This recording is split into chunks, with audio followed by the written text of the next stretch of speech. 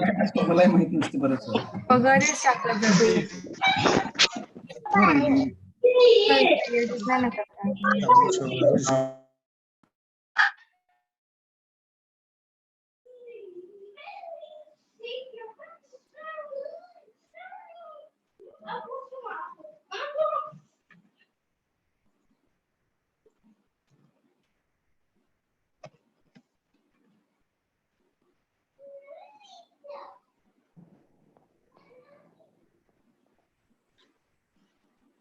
उनका रेंज चला गया करते, वो आ रहे हैं अभी।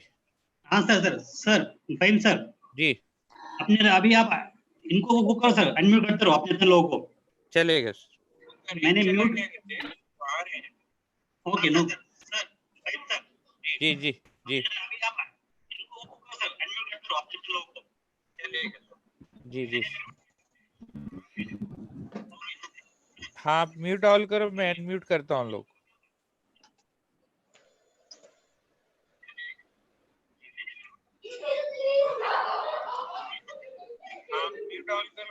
किया सर किया सर, म्यूट ऑल किया।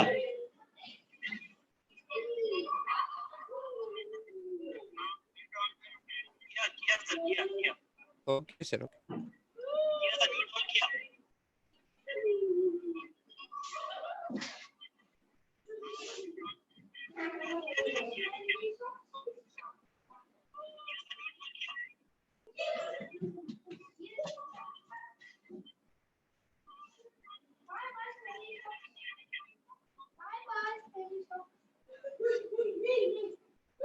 सर फेसबुक लाइव स्टार्ट हो गया सर। हम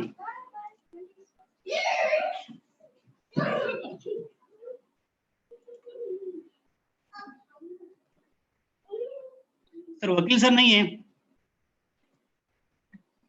सर, उनका नेटवर्क गया, आ रहे सर, फिर से रिजॉइन कर रहे हो। इनको बोला ना, नसीम मैडम को स्टार्ट करने का फिर। ठीक है, बोल। मैं उनको अनम्यूट किया। Naseem ma'am. Yes sir. Ma'am start करना है क्या फिर, अभी क्या करने का? Anu sir has joined. Sir भी नहीं आए अब तक। Giri sir is there. Giri sir आगे। And Hashmi sir. हटमी सर भी है। हाशमी सर भी है, अनम्यूट कर दिया मैंने। And who's introducing Chandran sir? Monica Jain ma'am, right? Monica Jain ma'am. Okay. I shall take it. Come on, let's start. Monica Jain ma'am भी ready है। मोनिका जैन मैम को अनम्यूट किया मैंने। Thank you, sir. I'm Yes. here. You can start your screen, ma'am. Yeah. Giri sir, can you hear me, sir?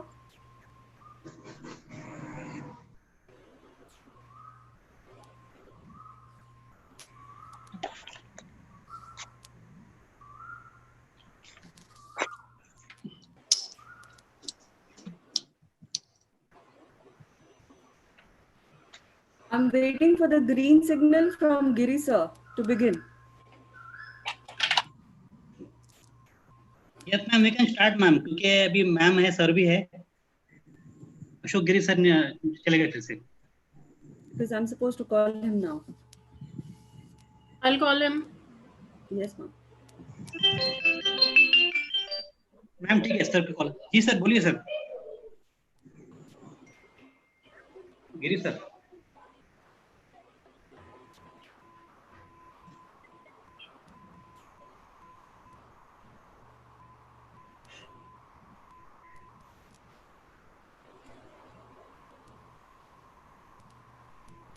I request all the participants to be patient. We shall start the session in some minutes.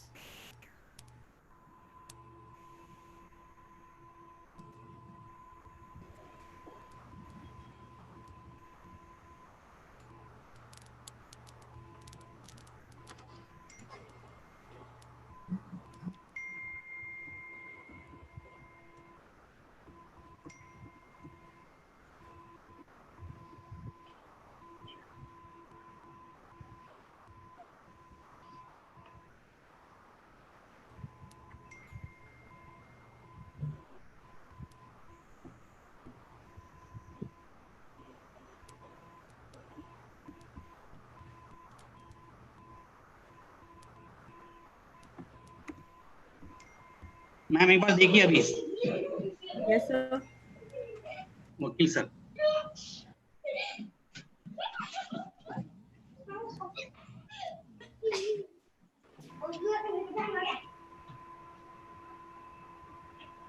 Imran sir, ये बच्चों की आवाज किसकी आ रही है? वकील sir आगे, वकील सर आगे।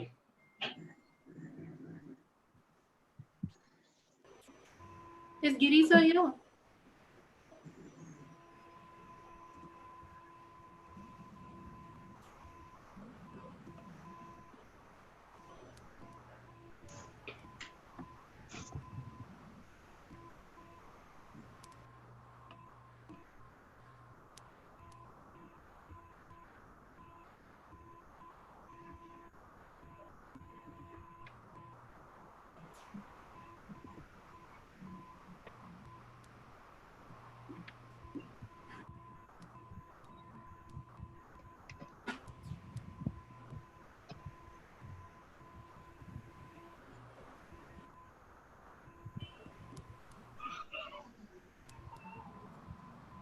Hello. Yes, sir.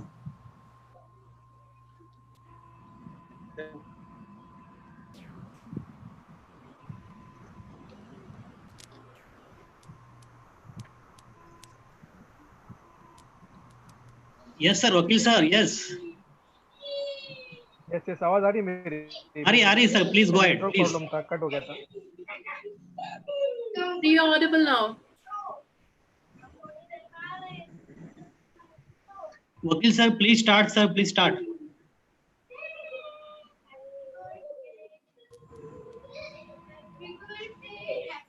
A very good morning to impact of COVID-19 pandemic on India.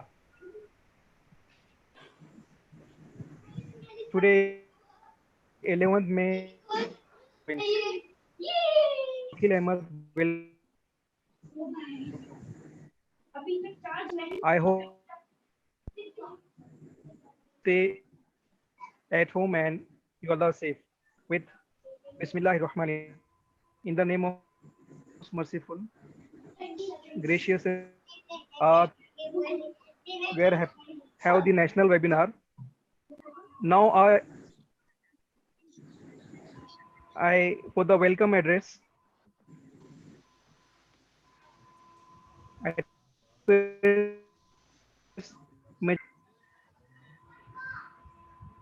Message YouTube link in there.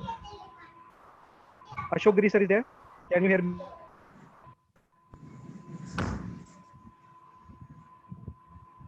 I think Giri sir has some problem.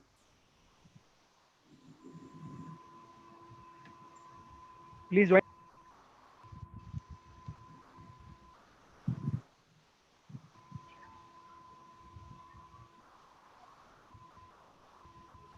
If there is some problem, we can ask Dr. Syed Amit Hashmi to please continue. Hashmi sir is there. Yes, sir. Yes, sir. Thank you Let us very much, sir. once Okay, again sir. try. Once again try.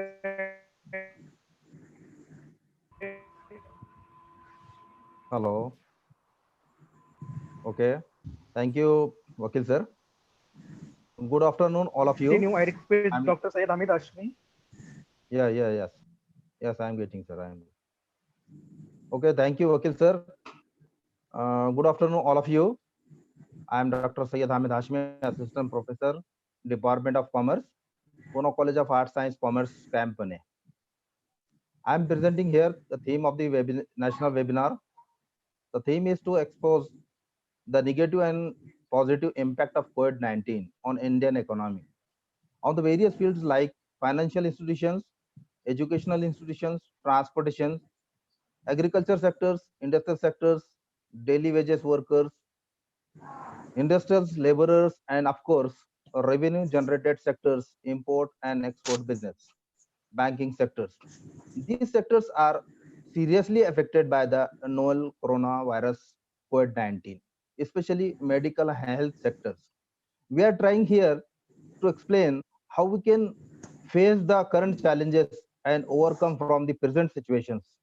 As we know very well, the government of India, the Ministry of Health and Social Welfare said that unless and until the cure is out, we should try to maintain the social distancing and keep ourselves aware and hygienic during the pandemic situations.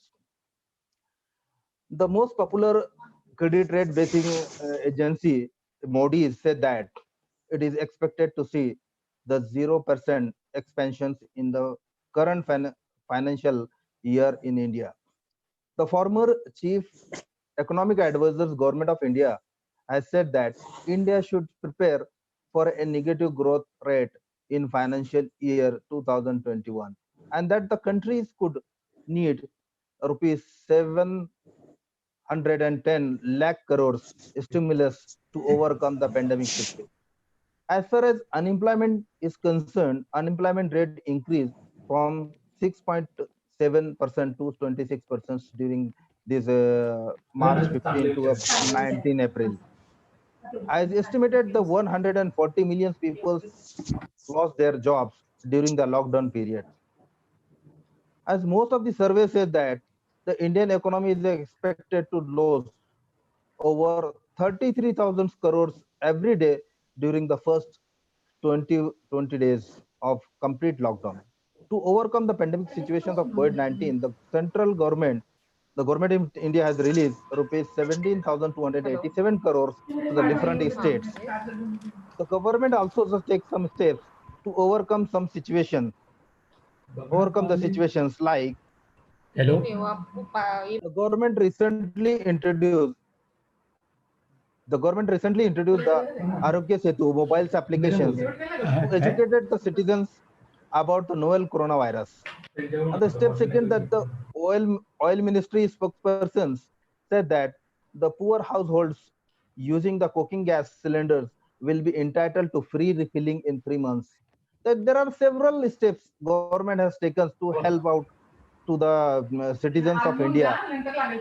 The third step is that the government has set up a chain of 20 lakhs retail shops called the Suraksha stores across India, which will provide the daily essentials to the citizens of India.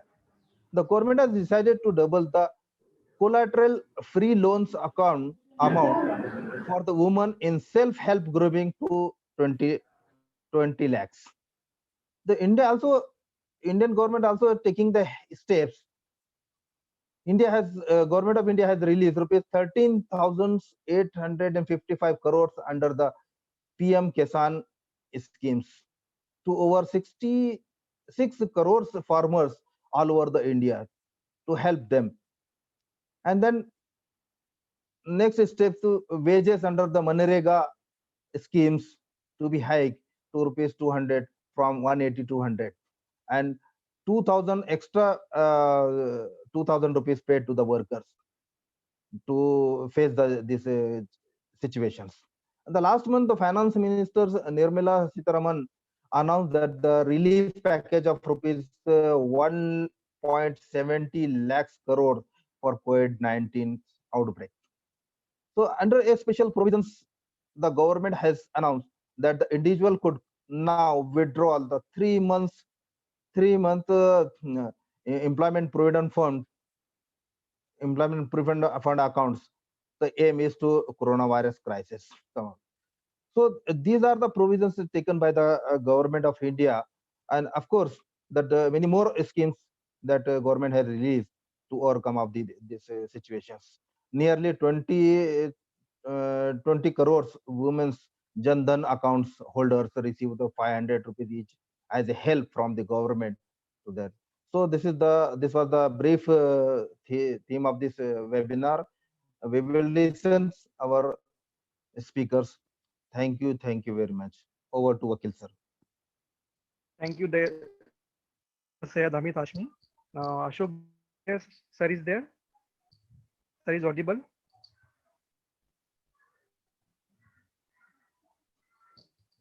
Okay. Sorry for the interruption. Now we'll go to the next session. We have Dr. Chandra, Director Pillai Group of Institutions, Mumbai. I request Dr. Monica to introduce the guest. Thank you, Vakil sir. Am I audible? Yeah, ma'am. Okay. Good afternoon, everyone, and welcome to the national webinar on economic Yes. impact of COVID-19 pandemic on India. As you all know, WHO has declared that although the threat of COVID-19 becoming an official pandemic has become very real, the world is, I quote, not at the mercy of the virus, unquote. And thus, we all are here to explore new perspectives with our eminent speaker, Dr. R. Chandran. Dr. Chandran has 40 years of industry and institutional experience with a perfect blend of teaching, training, and functional area experience. Dr. Chandran has traveled to more than 50 nations for business promotion and products and services, and he is closely associated with World Trade Center, Export Promotion Councils, FIEO, AMA, ECGC, Chambers of Commerce, and a majority of the trade promotion bodies in India. Dr. Chandran started his career as a senior professor in Somia Institute of Management Studies in 1983. Currently, Dr. Chandran is the director and mentor of the Pillai Group of Institutions, Mumbai. Now, I would request Dr. Chandran to continue with his topic, the focus beneficiary sectors in India to prosper through investments, employment, and competitive advantages in the post-corona devastations. I would now move on to Dr. Chandran. Welcome, Dr. Chandran. Unmute yourself. Yeah. It is indeed a great pleasure to sit around with a few of the illuminating faculty members who are having a major responsibility to groom the youngsters by updating knowledge information base. Indeed, I'm very much pleased with the organizers. Almost everyone is putting so much of efforts to enlighten the younger generation today. Coming to the topic, post-corona devastation and impact on Indian industry, especially in the field of trade, commerce, investment, and employment opportunities. One country's adversary is another country's advantage. If one country is having turbulent situation, it opens many doors for other countries. This is what all the economic theories are emphasizing from long years, from the period of Adam Smith. Here the point is, this corona is the first brand in the world. Past or present and future also, such kind of brand should not be established, whether positive or negative. Even the child of about 5 years up to the 90 years old man, everybody in the world over is talking about COVID-19. This is the impact it has created. But right from the beginning, one part may be the problem, right from the days of plague, after the First World War, after the Second World War, any sort of devastation takes place. Soon after this devastation, there may be a great opportunity for business. And today, it is our duty to congratulate Dr. Soumya Swaminathan to be the chief of the World Health Organization. India is great. All the parts of the world are looking up India as the idea generators, idea executors, and capable of building great brand image for the country. Never before, right from Sundar Pichai, Satya Nadella, Banka, everybody is in the advisory board of Donald Trump's administration today. That means India is capable of establishing country's brand image throughout the world. This is one part. The major opportunity for India is majority of the companies located in China are looking out or scouting out for some other destination for setting up business. Everybody knows the period of glory, period of prosperity changes every time. At the time of Second World War, whether IBM or many companies in America were known, then afterwards, in the domain of four-wheelers, whether it is a Toyota or Mazda or Nissan or Daihatsu or Mitsubishi, all these Japanese companies started ruling. After some time, developing countries started emerging. Japanese were able to rule the whole world through one or two segments for about 40 years. From 1970s, later part of 1970s till today, it was giving ample amount of opportunities to Japanese to grow. Whether it is a soft toy or musical toy or any other luxurious item, right from plastic items up to bicycles, everywhere Chinese were dominating. This is the period India is taking up. Already, Japanese representative had given a great warning to China, stating that minimum about 1,500 companies should shift their manufacturing base from either Shanghai or Shenzhen or Guangzhou provinces or Beijing provinces. Somehow or other, it is not openly coming out, but there is one concept called feeling about one country, image perception about one country. We are not finding fault with China, but it has been understood by the whole world that Corona's origin is from China. Somehow or other, it had hidden the facts, and WHO never gave any sort of extra priority for it, with the result lakhs and lakhs of people are either getting affected or thousands of people are losing their valuable life. What next? Here comes the opportunities for India. Everyone knows that India is a young country. Productive human assets are in abundance. Geographically, 3 sites are surrounded by seas. Gateway ports are available. Ideal location for manufacturing, particularly for European companies and North American companies, would be India. Whenever looking bright is one part, working for getting that brightness in our advantage is another major challenge. This is the time our Confederation of Indian Industry, Federation of Indian Chamber of Commerce and Industries, and all the trade bodies, focused product bodies like auto sector, Automobile Manufacturers Association, and so on and so forth. Everybody should work together to give maximum impetus for all the companies located in China. Coming to the readily available opportunities for India. First is healthcare sector.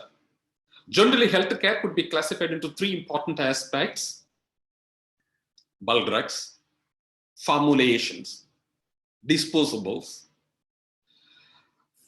We are so lucky that more than 150 countries have started importing our latest anti-malarial product.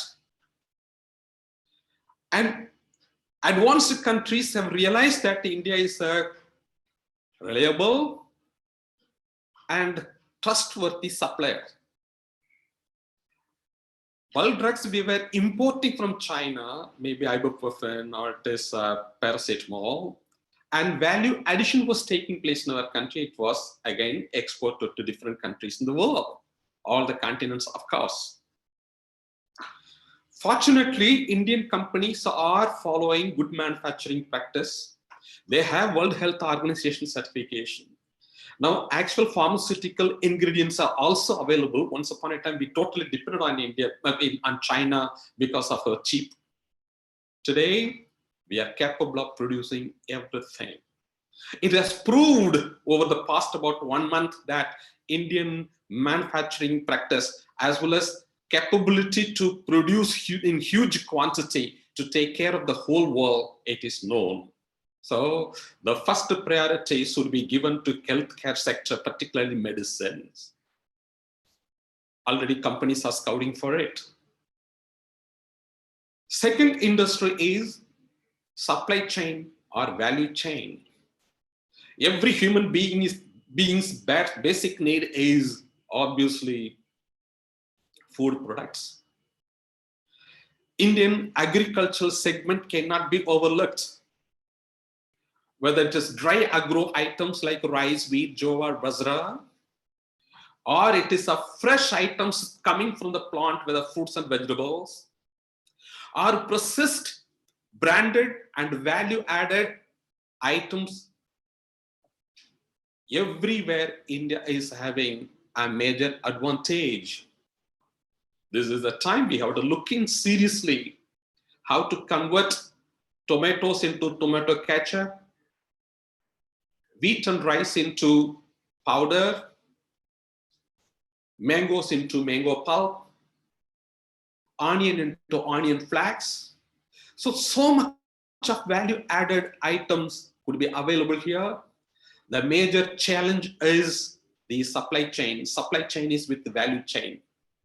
Today, all the households are having the concept of heat and eat. Companies are coming forward. The same kind of companies can extend right from ITC up to Haldiram's or Everest Masala or MDH. Large number of companies now they have to widen their activities to add value. Then making certain amount of tie-up with all the departmental stores around the world will enable them to achieve a great success. Third one is naturally logistics and supply chain, where huge number of human beings are going to be recruited. Our investment opportunities are also in plenty. Once the Japanese will start, obviously all the European companies will start, and few of the American companies are also ready.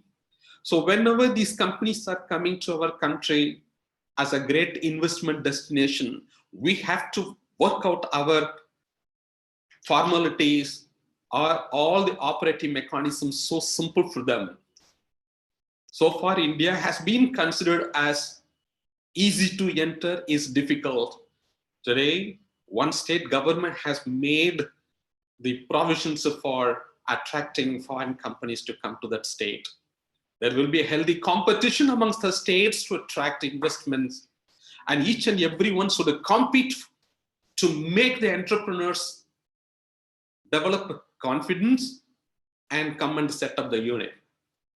So whenever they come here, for example, one experience of South Korean company Hyundai Motor has made another Kia Motor from the same country. When both of them are coming on an average about 10,000 employment, about 20,000 employment opportunities are generated directly through OEM, original equipment manufacturing unit located there. But obviously quite a large number of other component manufacturing units would also crop up. So now, already Indian auto sector, two-wheeler, three-wheeler, four-wheeler sectors are quite comfortable. Now we have to strengthen, and mainly our gateway port, whether it may be Chennai, it may be Tuticorin, it may be Vizag, it may be Kakinada, it may be Mundrapo. Just nearby places, we have to set up these export-oriented units. Now government or the respective state governments should not keep any sort of bureaucratic hassles, procedural complications, and clean a clean way of doing business. We have to do, all the people should cooperate. So another sector, auto sector. Next comes investment. Naturally, any manufacturing unit also is coming with the investment. So when they invest millions of dollars, they expect that no hurdles will be there. So now the fourth category is job market. Everyone is talking about only negative aspect. The employment opportunities are dwindling day by day. Vast majority of the companies are not in a position to retain the employees. Please let us be positive. Out of 2,500 companies from the rest of the world, even 1,000 companies come to our country within 1,000 days. Average 2,000 employment opportunities will go to 1,000 multiplied by 2,000. So just imagine the amount of employment going to come to our country. Next is software or digital. This area already India is enjoying excellent competitive advantage. So far they are restricted to either Bangalore, Electronic City, or Hinjawadi in Pune, or Mahape in Navi Mumbai, or Gurgaon. These kinds of places should be taken over by interior states. The infrastructure facilities that they provide, technically they have a good human resource. Same kind of software, instead of developing in Hinjawadi alone, one can develop in either Kanpur or in maybe Meerut, maybe in Indore. Location is not very important, but the comfort level is very important for them. Many engineering students are coming, about lakhs and lakhs of engineering students are coming out. They should be properly directed and trained in a particular domain. For the whole world, India should be the back office. It is possible. Limitation is right kind of job to right kind of companies through right kind of a human resource, human assets. Now, how to promote? It is to take all the data, team by team from every state government should go and sit in either Japan or in Malaysia or Singapore or in China. Take the data of how many industries are capable of continuing there itself, or how many companies are having a dilemma. Now, already few of the German companies, few of the European, UK-based companies have shown their interest to shift at any cost. It may be a great surprise to us. There are few people from Thailand, Indonesia, Vietnam, even Philippines have gone to China to request small companies to come and set up there. Are we prepared now, after post-COVID destruction or the damages? Next is economic development and finance. We have to make promotional campaigns, road shows in every part of China and lure the companies to come to India. Because India goodwill, India's brand image, nationwide brand image is quite positive. Everyone will be keen. Of course, there are certain limitations. Quickly making the policies to attract foreign companies, all the state governments should come forward. We have young population, we have global image, our banking system is in place, healthcare is on priority, FMCG, consumer goods are value-added agricultural products, very important for us. Software, we have advantages. Many essential items have good scope. Startups, this is the right time. Getting employed in one place, startups would be, already our policies are in place. During last budget, Many encouraging components have been included in the announcement of the finance ministry. Taxes have come down from 35% in the corporate profits to 15% for startups. These are all certain positive signs. We are in a great country. We are so proactive. We have everything with us. Little bit of fine-tuning the policies, little bit of aggressiveness to attract will make India a real superpower. Further, about say 2 years, we may have certain problems in certain industries like travel and tourism. But medical tourism will pick up in a big way. But general leisure tourism will get a major problem. Airline industry may have certain problems. Luxurious items like perfumes, cosmetics, fashion garments may have problem. Basic clothing and other areas will pick up, but the luxurious areas may have certain disadvantages. Gem and jewelry sector, we may have some problems. Handicrafts and handlooms may have certain problems. But all these disadvantageous segments and the sectors would be easily compensated with just the first 4 sectors we have talked about. Our policy should be of a de-urbanization. All the units should be in the interior parts of the country because development should be balanced. Thank you very much for giving this opportunity. During question and answer session, I'll be pleased to give our ideas, our opinion. Thank you so much. Thank you, Dr. R. Chandaran. Thank you, sir. Thank you very much. That was really very useful, and we hope it will be, the information you shared will be useful for us. Thank you very much, sir. That was Dr. R. Chandaran. Now, if you have any questions, you can ask through chat box. So we'll have question answer session.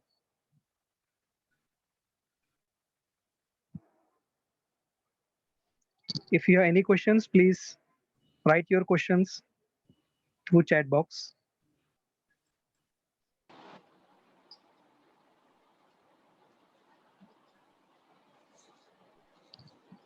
Imran sir, please make sure the chat box is means people can write that.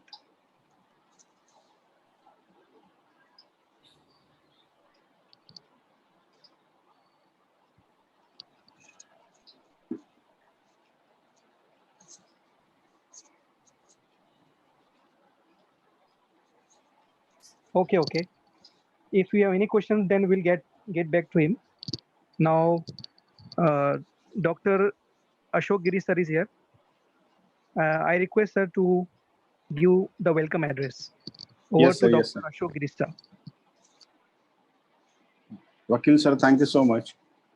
Due to some technical problems, I could not participate just 30 minutes before.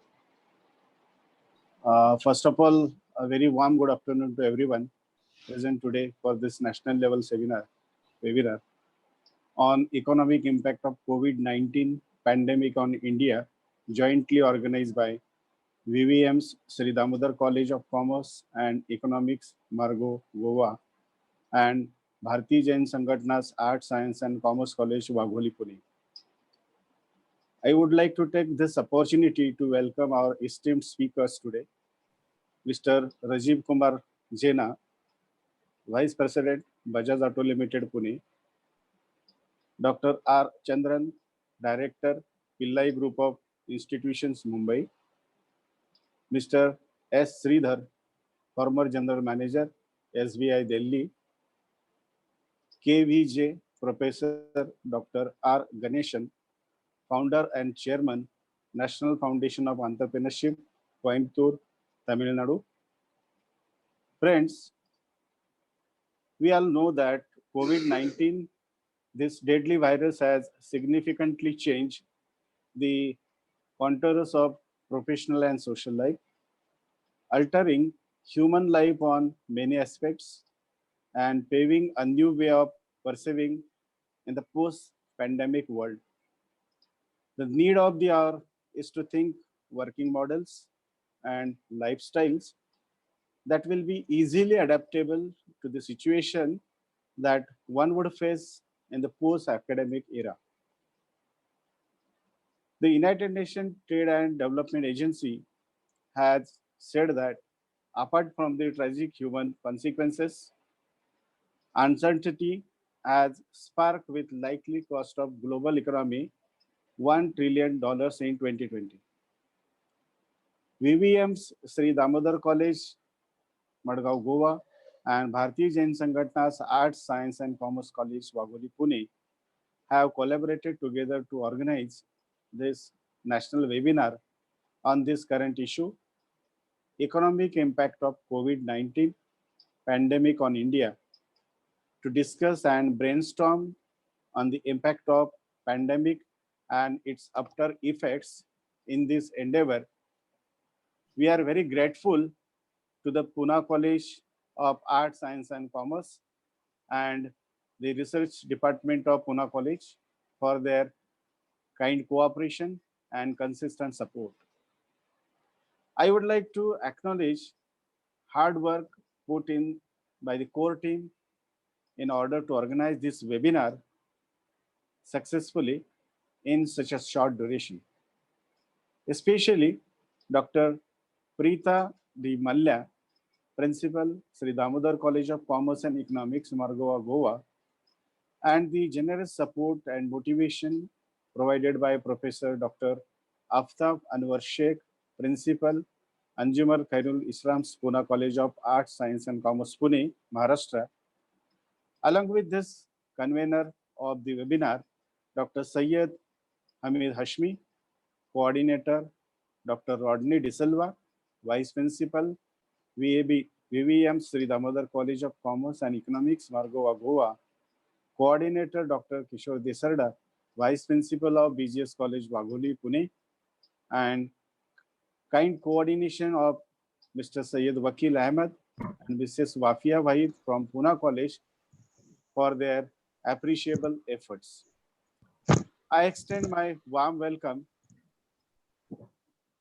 to all in charge from the Bharatiya Jain Sangatna's Arts, Science, Commerce College, Wagholi, Dr. Siddheshwar Gaikwad, Dr. Balwanta Landge, and Associate Professor Deepak Anjar.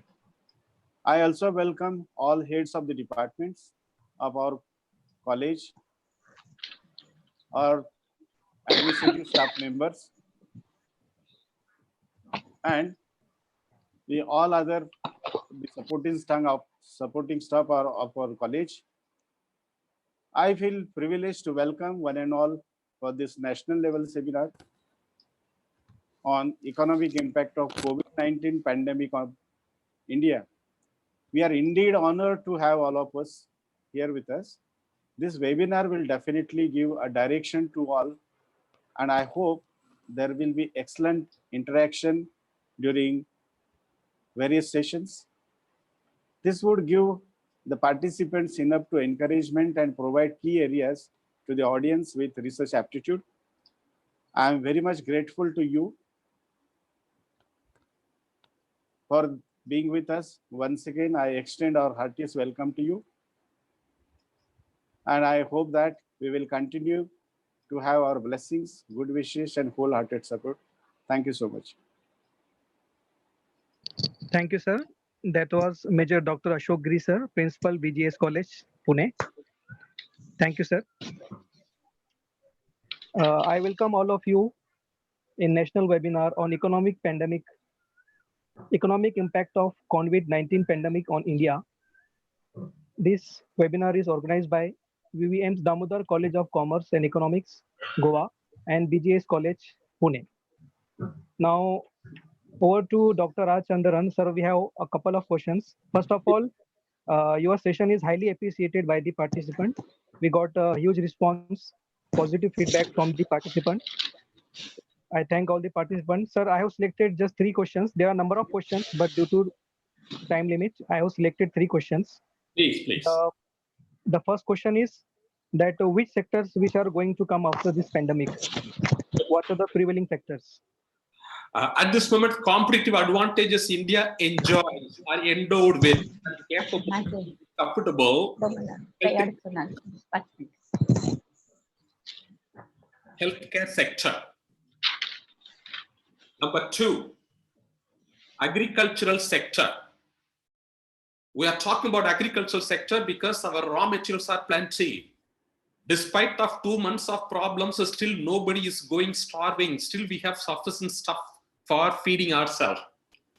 Fruits, vegetables, tea, coffee, spices, cardamom, cashews, name, including poultry, milk and milk products. No other country can even imagine that kind of stocks we have, that kind of production capacity we have. Therefore, the whole world is going to consume. Even if endemic problems may continue for about 3 months, if more, still our people will not suffer for basic necessities. Third major area is logistics, supply chain. Fourth major sector is basic textiles, yarn, because there is going to be a major shortage throughout the world. So many spinning units can have that advantage. These 4 sectors at this moment, I can vouch for it. 5th sector, as it is, we are having certain best advantages software, where it is whole, totally human interactive and a human oriented asset. These are all the 4 sectors, there are 5 sectors we can think of. Second question, please. The second question is that what are the opportunities which are going to be made available in education? Opportunities in education. Yes. Opportunities in education, already we are overflooded. The technical institutions are plenty. Management institutions are also capable of producing many in numbers. Our focus should be on supplying proper trained manpower, not only to India alone. There are so many Latin American countries, so many African countries, so many Southeast Asian countries where they need right kind of skillful, smart, skillful, talented, and knowledgeable manpower is required there. Therefore, India should emerge as the best hub for good education, particularly technical education. The movement is going on now. Just 5-6 years ago, all the right from NASCAM or any organization used to blame the institutions or blame the students that more than 79% or 81% of the students are unemployable and they are not having industry relevant inputs with them. This will fly away. Now institutions are competing. They are trying to produce good output. Therefore, education sector, it is remaining, quality ones will survive. Those who are producing smart students will survive. They do not need scholarly qualities of students. They need smart people to do business and generate revenue for companies. And we have to make the students to go and operate, work in other countries. This is my opinion. Third question, please. Thank you very much, sir. The last question is that what are the possible ways or path from which we can recover this economy? How we can control this economy? What are the possible ways? What are the solutions? Lead the economy. Transform the economy, right? Yes, sir. Transform the economy. Yes, sir. Good. If I am understanding correctly, okay, fine. It is going to take a small pinch for more than 1 year. Now, this pandemic put our productivity, our efforts at least about 1 year behind. About 6 or 7 weeks of non-working environment. Even though we talk about sitting at home or doing, it's not applicable to agriculture. It's not applicable to manufacturing units. These are all merely just a self-satisfying effort, work at home. So this was not happening means it was not happening. We are safest economy for so many years, keeping GDP more than about 5%. This year it may come down. When many of the European countries or few of the Southeast Asian countries were on reverse gear, our country was able to manage more than about almost positive GDP. That itself is a great achievement. Any country which is capable of feeding the masses is successful economy at this moment. So the basic necessities like roti, kapda, or makan, these we are comfortable. We need not have to bother. But definitely the next stage is going to be a major boom to India first. All the other countries will be later. So we will recover within a couple of years. Of course, 2 years will take. But for US, Spain, France, even any other country, Gulf country, it may take long time, but we will recover within about 2 years. We can come to 7 or 8% GDP within a couple of years. Let us go with this positive approach. And we are expecting also good companies to come in, either in the form of FII or in the form of foreign direct investment or through joint ventures or some collaborative ventures with our country, or at least making manufacturing base in India, just like Chinese were the back office for many European and American companies. The same way we have to make India as the back office for many Western countries. If we do that, it is possible. If we do that, definitely we will recover our economy. That is the discussion with many of our experts and all the semi-government bodies. Just we are coming to this. Let us be positive. Let us be hopeful. Of course, the whole world is moving through positive opinion, and it will take place definitely. Fourth question, sir. No, only 3 questions, sir. There are more questions, but due to time limit, so we have to stop here. Sir, we are getting huge response from the audience that they are liking your session. Thank you, sir, for gracing the session. Thank you for your words of wisdom. Now we'll move ahead. Due to time constraints, I could not read both the institutions, the host institutions. I'm so grateful. All the luminaries, experts are here on the screen. I'm very, very happy. I'm indeed very grateful. Knowledge is universal property. Everywhere it should get percolated. All the youngsters should be encouraged. This is our generation's appeal to younger generation. Thank you so much. Thank you very much, sir. Sir, we have got more than 200 positive feedbacks about your session, that it was wonderful. Thank you very much, sir. Thank you very much. Anytime I'm available. My email ID is there. Yeah. We have some more questions. So please write your queries, your questions at your official email ID. And we will definitely get back to you. Thank you very much, sir. That was Dr. R. Chandaran. Now we'll have the next speaker, Mr. S. Sridhar. He is the former General Manager, SBI Delhi. I request Dr. Gulal Kari. Ma'am, please formally welcome the guest. Thank you, sir. Very good afternoon to all for this national level webinar on COVID-19. It's my great pleasure to introduce Honorable Mr. S. Sridhar, sir, former General Manager, SBI. Mr. Sridhar, sir, completed his UG and PG education from Ferguson College and Gokhale Institute, Pune. He has scored the highest marks in economics in BA, and he has got 3rd rank in MA for economics subject. After completion of his PG education, he joined the State Bank of India as a probationary officer in 1980 and retired in 2018 as a general manager. After retirement, he had many responsibilities by SBI. He traveled to more than 50 nations.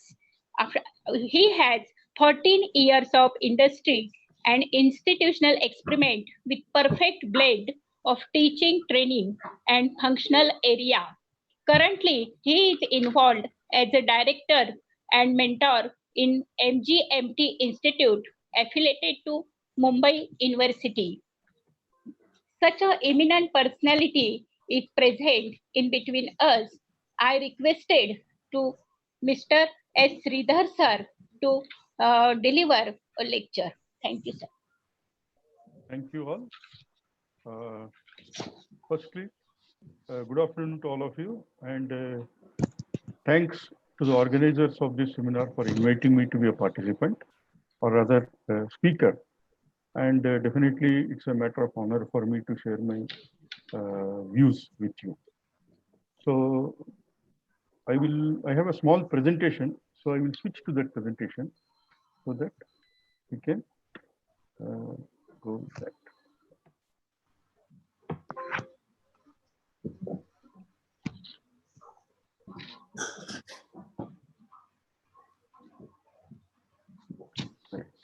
So I hope all of you can see the presentation. Yes? Yes. Right. So I am going to speak to you on the impact of the current pandemic on Indian banking sector and what are some of the strategies that can be thought of for this. So firstly, the immediate impact of this pandemic, or the initial impact, has been the disruption of working of the branch channel and all business which is delivered through branches. So many of you might have first-hand experience of this. Customers are not able to go to the branch due to lockdown, and many staff are also not able to go to the branch due to this same lockdown. So there is disruption in the working of the branch channel, and this has resulted in the business through branch being affected quite severely, because all the new deposits or new loan cases which are dealt with at branch, they have taken a backseat, or there it's not possible to do it.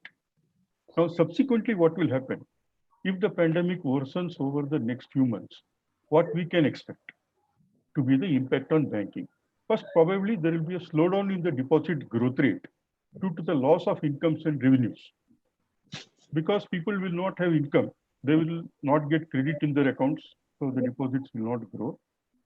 The companies and institutions who rely on income for depositing in the bank, they will also lose their income and they will also not be able to deposit. So the deposit growth will slow down. If this continues for longer period, probably there will be actually be a reduction in deposits levels, because people will be drawing this deposit down for financing their consumption or medical expenses. Companies will need to pay salaries, maintenance expenditure, etc. So probably they will all draw down their deposits. So the second stage, you can say, is the reduction in deposit levels. Similarly, in the loan side also, there will be initially be a slowdown in the loan growth, because demand for credit will reduce. People are not doing business, their business has closed down. So nobody will be wanting to borrow or having a necessity to borrow. And again, this will also be in a second stage, followed by reduction in loan levels due to reduced demand for credit. People will not be putting up new projects, and the existing working capital loans, etc., will get paid off. Since the working capital cycles have been interrupted, there will be no demand for fresh loans. So probably due to the repayment of loans, of working capital and other short-term loans, there will probably be a loan level reduction. Now, this would result definitely in the overall deterioration in the financial health of banks, due both to impairment of the existing interest income, because banks make money by charging loans, interest on loans, and paying interest on deposits. The difference is the bank's money. If both the advances or loans and deposits both go down, that interest income generated will also go down. Secondly, there will also be a problem of your what is called as disintermediation due to erosion of the asset quality and stoppage of the some other businesses which are related to this, like LC, BG, etc. So due to this deterioration, yes, ma'am. Hello. Hello. You want video on? Oh, okay, okay. One second. Huh? Yeah. So what will happen? is that now, sorry, yeah. So there will be a deterioration in the overall financial health of the banks due to impairment of both net retained income and deterioration of the asset quality. Many of the businesses which have shut down or going through stress in this pandemic will have a problem that they are not able to repay their existing loans. So this will create a problem for the bank also. Then there is another contagion effect. There could be a sort of financial pandemic as well, because many banks are interrelated to each other. Banks not only lend to companies, but they also lend to other financial institutions, which in turn lend to companies. If these other financial institutions like NBFCs, like housing finance companies, etc., have borrowed from banks, they troubles. They also have the same problem of the asset quality, and therefore you have a problem that this contagion may spread to throughout the financial sector. So this is sort of end stage where the whole financial sector will become under threat. So this is all obviously contingent on if the pandemic goes on, right? Financial pandemic contagion effects. Now, what is the data saying? Let us have a look at some data.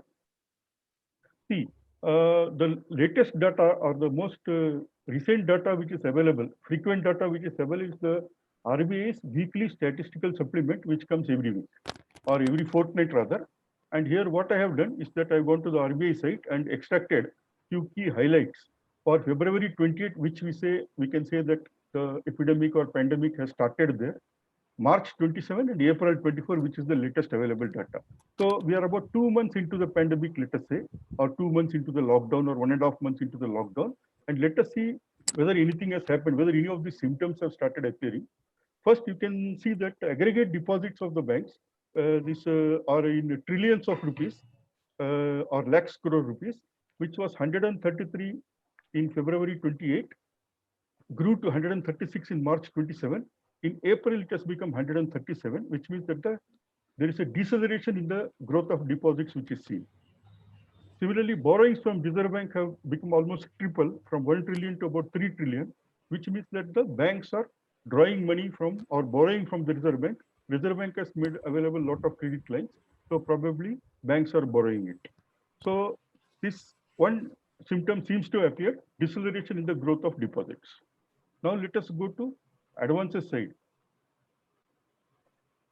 where you have cash in hand balances with RBI. They are by and large the same. There is some drawdown of the balances with RBI.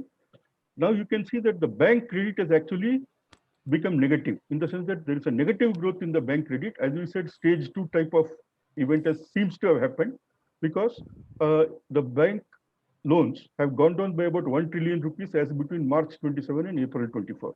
So it seems that the symptom for bank credit has become, the second stage symptom has come. But cash in hand has also been drawn down. This is also indicating that banks are drawing money. But investment has gone up by almost 3 trillion rupees, which means that, and most of this investment is in government securities, which means that apparently there seems to be no demand for credit. So the banks are being hit more on the advances side apparently.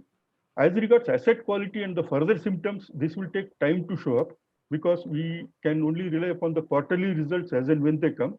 So we will not know this position till next quarter results are out, because March quarter results will probably not have the full impact or very minimal impact of the pandemic.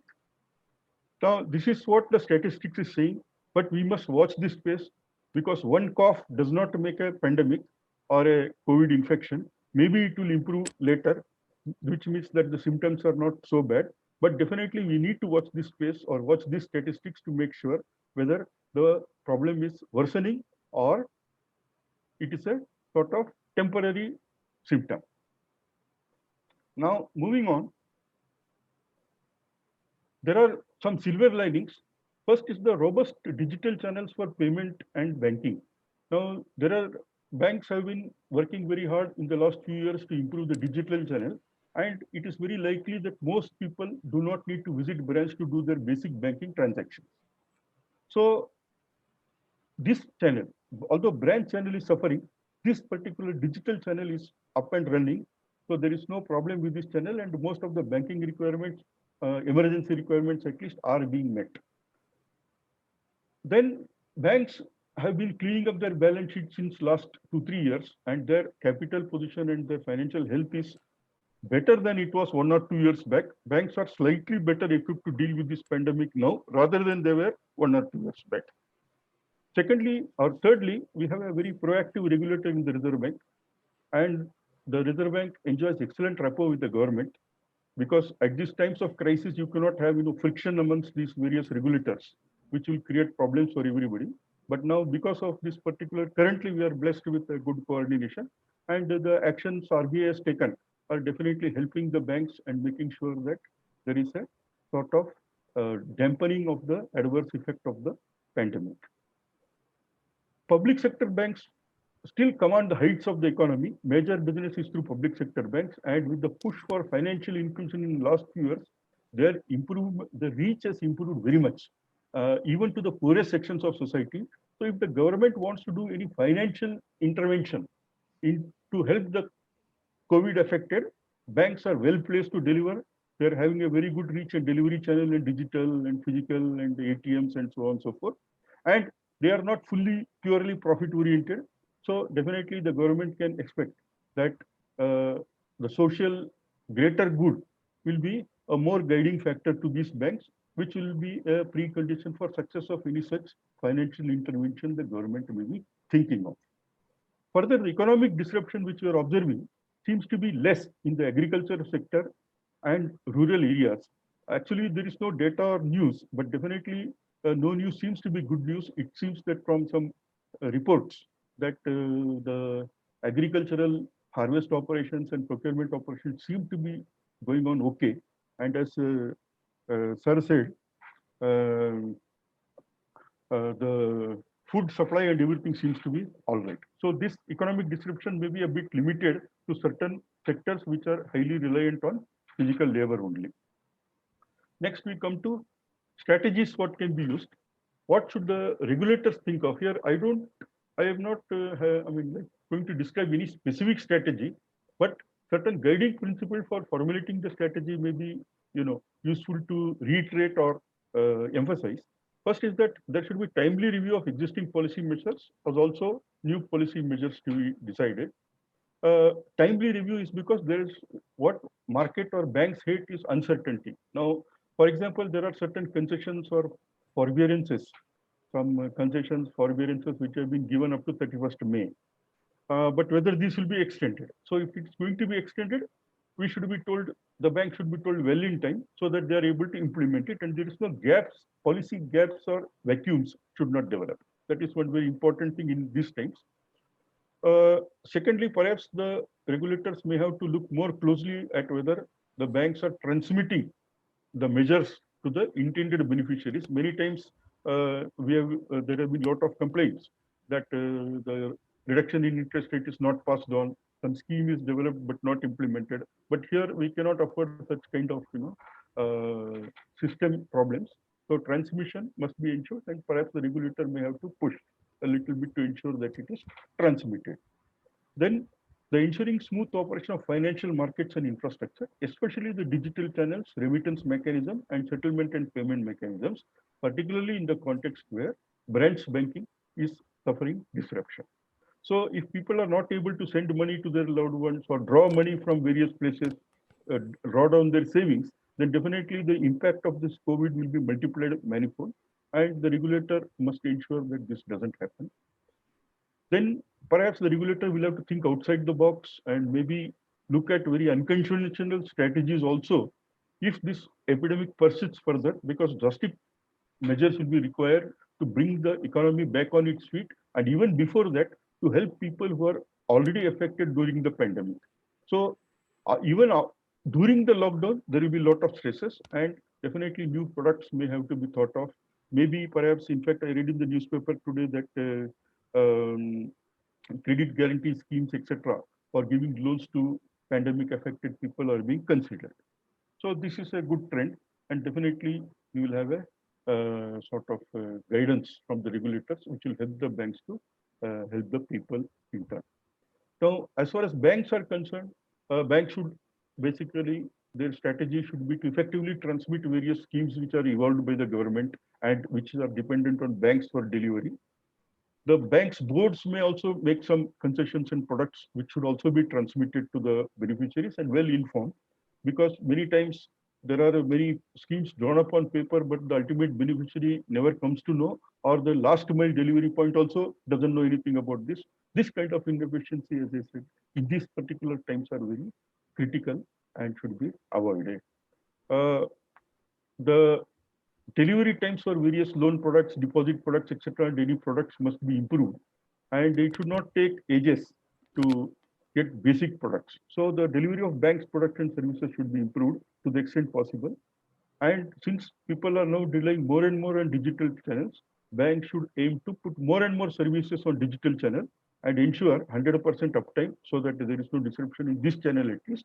And also have full security, because this is a time of great security threat, lot of cyber groups in the background, and therefore security measures also should be clearly focused on. New products, services, delivery channels for the affected customer during the pandemic and also in the recovery stage. These are again very important things to be done. And definitely, since this is not a financial sector problem, the innovation has to be in the real sector. So this is a real sector problem coming into the financial sector. So financial solutions may not be fully effective, but to the extent they are useful, they must supplement the real solutions and act as a supplement and not as a obstruction to the delivery of the real solutions to the economy. So that is the end of my presentation. If there are any questions, you can please go ahead. My email ID I have given here, which you can note down, and please feel free to mail me if you have any query on this topic. I will do my best to attempt them. Thank you. Stay safe. Thank you, sir. That was Mr. S. Sridhar. Thank you for guiding us, sir. So we have some questions, but due to shortage of time, we'll take the next session. And if we get time, we'll have question answer session at the end. Right. So thank you, sir. Now we move to the next speaker, KVJ Professor Dr. R. Ganesan. Sir is the founder and chairman of National Foundation for Entrepreneurship Development, Coimbatore, Tamil Nadu. I request Dr. Sanjay Gaikwad, sir, to kindly formally introduce the guest. Good afternoon. I'm very happy to introduce the speaker of this webinar, Karmavir Jyoti, Professor Dr. R. Ganesan. He earned his doctorate from the reputed IIT Delhi, the special focus.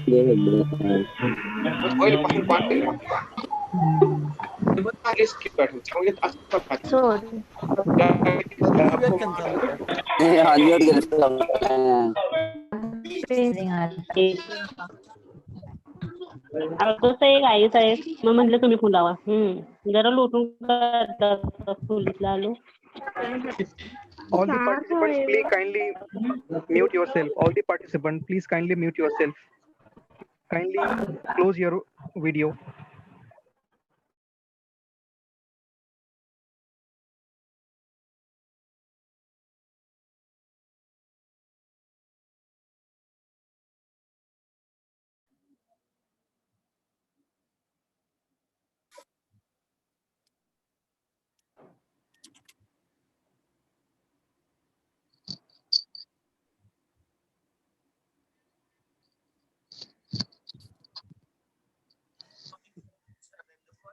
आमची खाली माप काढतो ना बसल्या बसल्या आम्ही सट केलं त्याला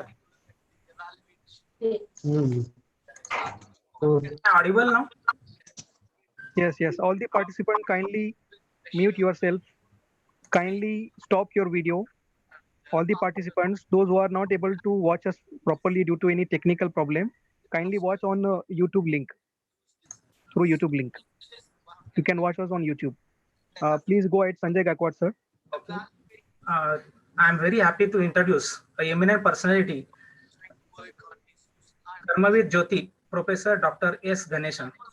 He earned his doctorate from the reputed IIT Delhi with a special focus on entrepreneurship development. He possesses more than 2 decades of research experiences in the field of entrepreneurship and management. He has served in a different academia ranging from deemed universities in engineering colleges, arts and science colleges, B schools, and international universities. He has more than 70 research contributions in his credit, which are published in refereed and indexed journals, books, chapters, monograph, and conferences. He is a global author in women entrepreneurship whose research papers are listed in Google Scholar and indexed in ISI, MLA, Citation, Scopus, etc. He has authored 2 books on women entrepreneurship development and insurance management, which have been published at Germany.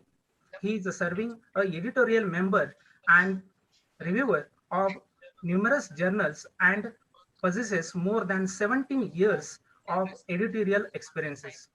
He has edited more than 400 research papers in his credit across refereed and indexed journals, conferences, and book chapters at national and international level. He has hosted 3 refereed and indexed conferences and hosted 13 faculty development programs focusing on research and development and entrepreneurship development program at national level. He is the founder and chairman of the renowned National Foundation of Entrepreneurship Development, Coimbatore, Tamil Nadu. He has delivered more than 100 sessions on research and development, entrepreneurship, marginal skills, career social transformation services through upgrading development. He has been conferred with the prestigious title Karmavir Jyoti by Indian Conference of Non-Government Organization, New Delhi on 22nd March 2015. He has received Lifetime Achievement Award in Researcher and Scholar Icon 2017, powered by ICPL, Chennai, Tamil Nadu. He is a recipient of PFLA Excellence Award for his outstanding service to education and entrepreneur community from People First Leadership Academy, Bengaluru. He has been conferred with Order of the Eminence, the hosted honor for his global contribution to research, teaching, and training in entrepreneurship development by the Presidium of conferred with the coveted MTC Global Distinguished Teacher Award in the Entrepreneurship Development in 2019 by Management Teacher, that is MTC Global in 9th World Education at Karnataka. Today, his topic on impact of entrepreneurship and need in academia and industry. Welcome, sir. I request you to deliver your news.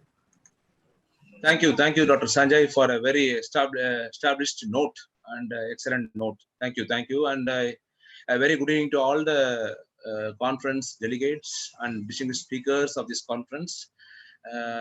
Very kind of you for the introduction. Let me go quickly through the slides. Can you share it?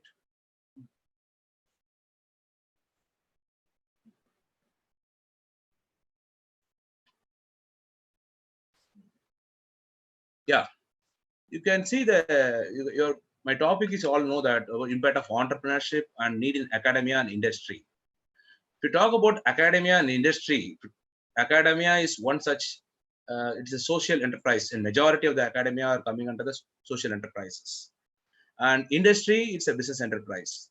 So now we are going to talk about the impact of entrepreneurship on what sort of a need we have to come over in taking some precautionary measures to cope up the entrepreneurship momentum in a country like India, which is developing in nature. That is the intention of this my presentation here today.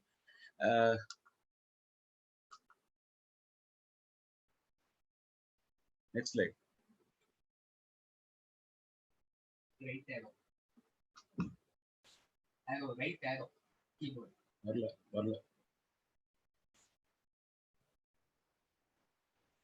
Hello. Are you seeing my slides? Are you seeing my slides? Yes, sir. Yes, sir. Okay. Yeah. There's some order stop. So that's why I wanted to confirm. Yeah. Okay, sir. If you see the economic impact, you can see the pre-pandemic, pandemic, and post-pandemic.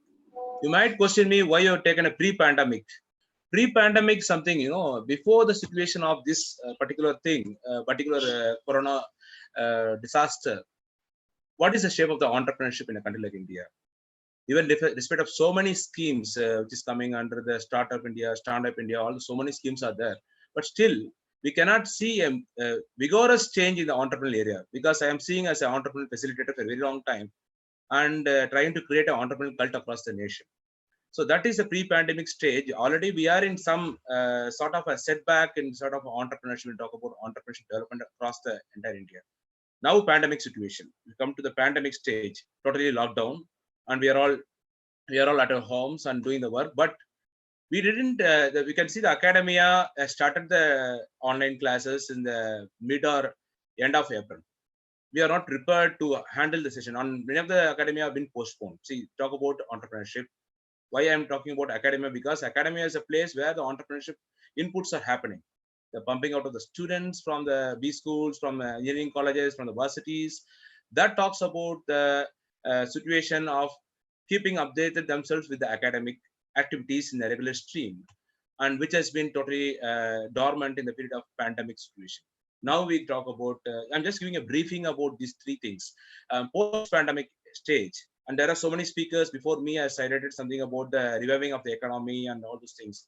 Yes, I do agree with that. It is going on for at least 1 year. The status quo will not be changed. But whether we are in the 1 year, are we going to come back to the normal stage? Forget about the growth, forget about the extraordinary development on entrepreneurship. Whether we are going to sustain this particular post-pandemic situation and to bring back to normalcy, that itself needs a lot of entrepreneurial pool of people to come into this entrepreneurial domain. That is what is my argument. So how to go about it? What is the section, right? Right. What's not coming?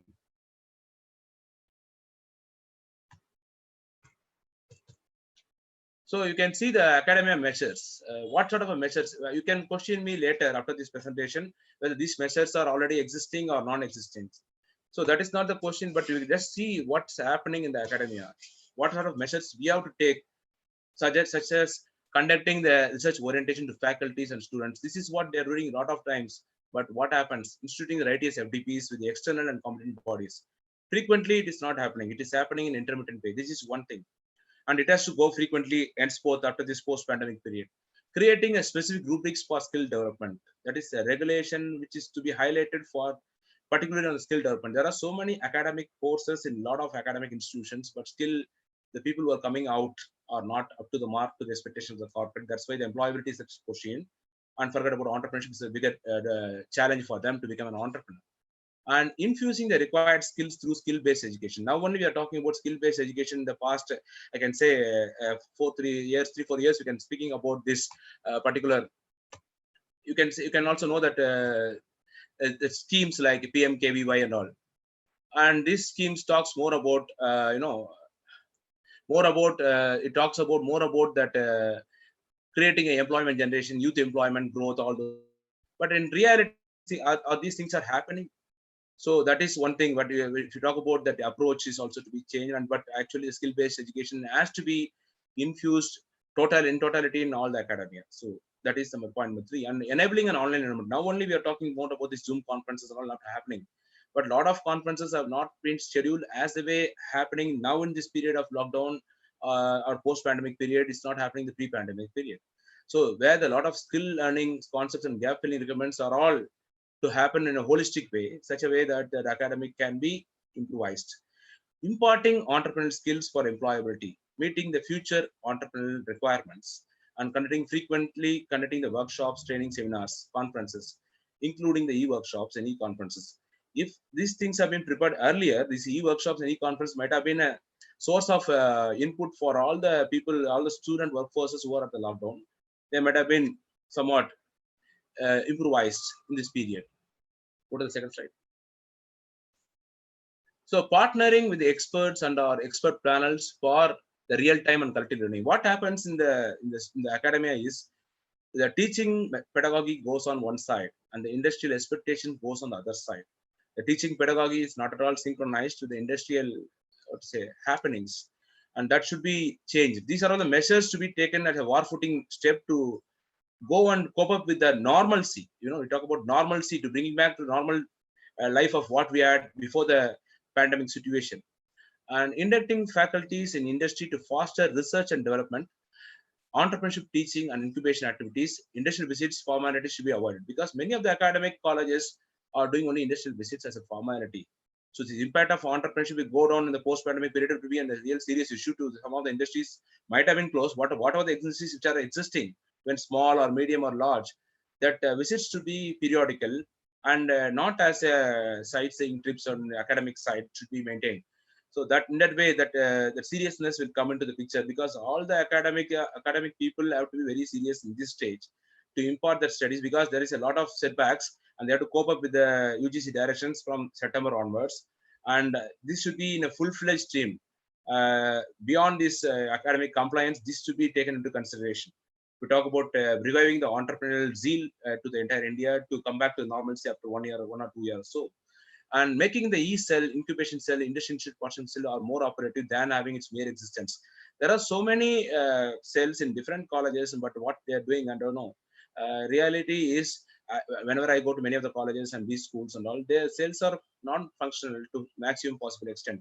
So to the large extent, they should be functional in after this post-pandemic period to talk about the entrepreneurship, because people also having a notion that whether the entrepreneurship do exist, but in a way, if you do so, you are creating an enterprising quality amongst the youngsters. That is very important, because India is totally 50% more than population, so totally belonging to the young population. So they are the future ray of hope of India to talk about economic development or holistic global development, whatever you talk about, positioning India as one of the great G7 countries or whatever. So performance appraisal for faculties have to be based on the competitive activities in terms of research, teaching and shaping employable workforces. And grading of students can include self-paced learning. The self-paced learning is one of the important thing, because in this lockdown period, even we are having another 1.5 months time to go for the active academia. So people can, even still the academic people can think about giving some exercises and evaluating people on the self-paced learning. Okay, our online courses are already existing. Online evaluation is already into the process now for the previous semesters, for the consecutive semesters, consecutive academic activity. These things will help them to do that. Next slide. So if we come to industrial measures is a business enterprise. So what the industry has to do in this situation to make sure that the industry is going to exist with the competitive workforces in the industry. So if we talk about frequently interfacing with the academia on advancements, that is what is not happening. Industry is expecting something on skill development, but not on talking about interfacing with the advancements. What's happening in industry, something to be given as a eye opening, because this is applicable more so in the rural academia. Because in the rural academia is one thing which is totally dormant out of what's happening in the city. Semi-urban or urban areas are more well-versed with the sort of impact of entrepreneurship, impact of this pandemic period. But what about the rural places? So that should be taken into consideration. Conducting open awareness programs on online and live sessions on Indian and global business area. Like you talk about now, even the previous speakers have highlighted about the China's case, and you talk about the United States, you talk about the European case. So what sort of impact these countries in terms of education and society have to talk about the bringing back to the normalcy. That is important. So that sort of a thing has to happen. Has to happen by through these sort of online sessions to talk about some MNCs, giving an idea about what sort of a global crisis we are in right away and what sort of expectations to happen in the post-pandemic period.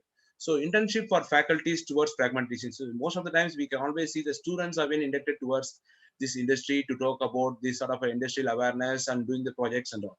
I feel that the faculties have to go to the industry now, to go for at least 1 or 2 months to understand what's happening in the industry and to take that message, or they may take that output of the industry to go as an input to the academia and teach there and groom the students towards talking about the employability and to become an entrepreneur or something like that.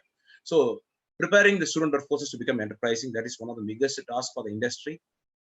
Fostering the youth workforces towards employability by encouraging learn work part-time opportunities. So that is also indirectly a motivation to the student community in the academia to come back to the industry to know what's indirectly happening, also to sustain themselves. These are all the self-precautionary measures what we have to do, and encouraging the seed funding and supporting research projects beyond CSR, because CSR is a formality again. So beyond CSR, so industries have to think about interdependency at this stage. Every industry is interdependent only, and every academia is interdependent on the industry. So the output becomes an input to the industry, and again the output of the industry becomes again to the society, giving the employment opportunities. So indirectly for triggering the scientific and entrepreneurial acumen. Next slide. So actions for need. What sort of things we are not prepared in before this pandemic period, that is to be taken into consideration for future disasters if anything is going to happen in the near future, in the ways to come, the years to come. So mental preparedness towards impact of natural disaster and enabling community environment. So like conducting these sort of classes, these sort of orientation programs, webinars, seminars, whatever, through the online media, and making people should be reached immediately. That is one thing which has not happened in the case of Corona. There are so many buttons here and there to on and off, but not a holistic activity has taken place to keep us alert towards the situation and keep the academia to be on alert mode, or to be the industry to be in the alert mode, which has not taken place. And the government should think about this sort of a thing. And basically, as a self mental preparedness is very, very important. And planning in anticipation to situations and taking conscientious steps for reviving socio-economic development by central and state governments. Central and state governments have to now revive the policies. These policies, whatever they made earlier before the pre-pandemic period, is okay, but not to the expectation. Pandemic situation has now necessitated the policies have to be revived in totality. What sort of a development, what sort of a liberal cause they are going to address on the academic side, and what sort of liberal things they are going to, liberalization they are going to do with the industrial side. Because that is how it can bring back the normalcy. And adopting relevant coping styles to reduce functional anomalies. Functional anomalies are more, actually, that is one of the things why this pandemic period is taken very seriously, and which is already affected the entrepreneurial domain altogether across the world, and more in India also. Already the 5 years back itself, the entrepreneurship domain has been crushed, where small industries have been not picking up in the entrepreneurial domain. But now it is in totality, the entrepreneurial domain is questioned. Though the innovative ideas are there, how to go about it. The functional irregularities are more. And that's why these things are going to take an effect on the entrepreneurial domain. So creating and promulgating academia entrepreneurial networks. That is one possible idea which you can think about the actions for need. Whatever is said, whatever has happened in the previous stages or all, we have to skip it. And we are taking corrections on the base on the failures, what we have seen so far, and taking corrections to stand successfully in the near future for interdependent survival, existence, and sustenance. And creation of user-friendly and or trivial ways, not tedious ways. We can see the registration of enterprise itself is becoming a very big task. Now we can see the post-pandemic period, there are some lockdowns are relaxed, but still the enterprise registration is not happening.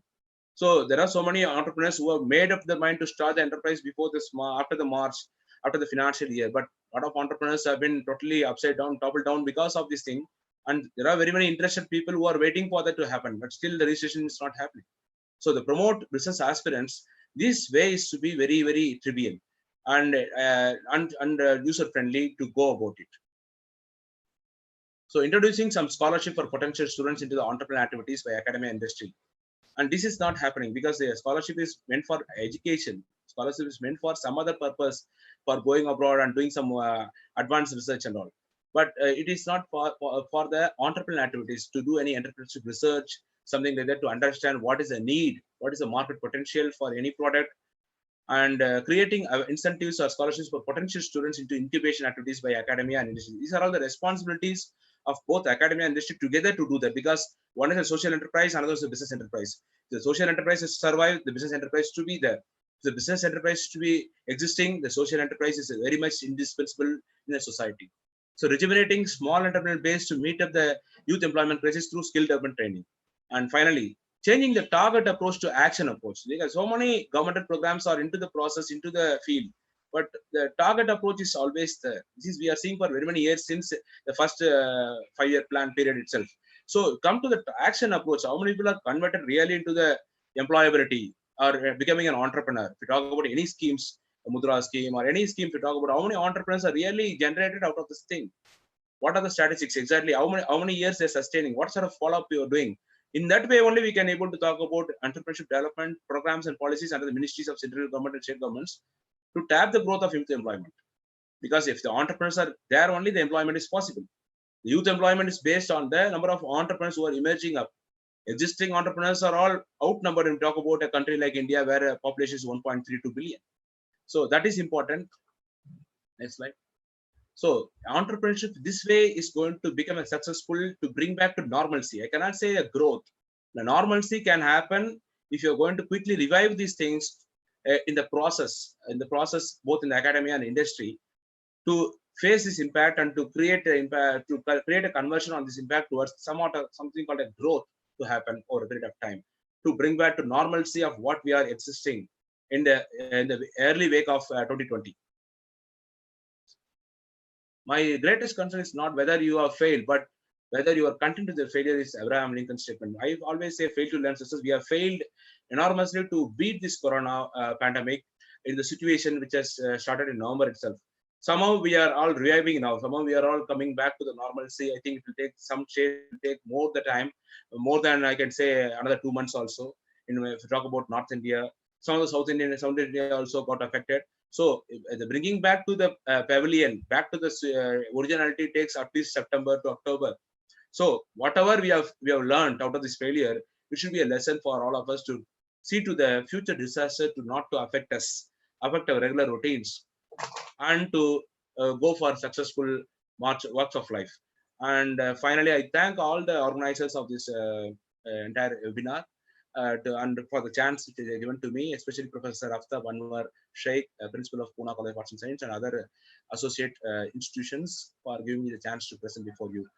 Thank you so much. Jai Hind. Thank you, sir. That was KVJ Professor Dr. R. Ganesan. Thank you, sir. Your session was very nice. Sir, I'm very happy to inform you that we got a very good positive response on our Telegram group and through chat. We are getting very positive response. It's really highly appreciated by the participant. Thank you very much, sir. Thank you. I quote, "We teach commerce, but we don't teach business," unquote. That was quoted by our principal, Dr. Aftab Anwar Sheikh. So really, your session will help us to think about that, sir. Thank you very much, sir. Thank you.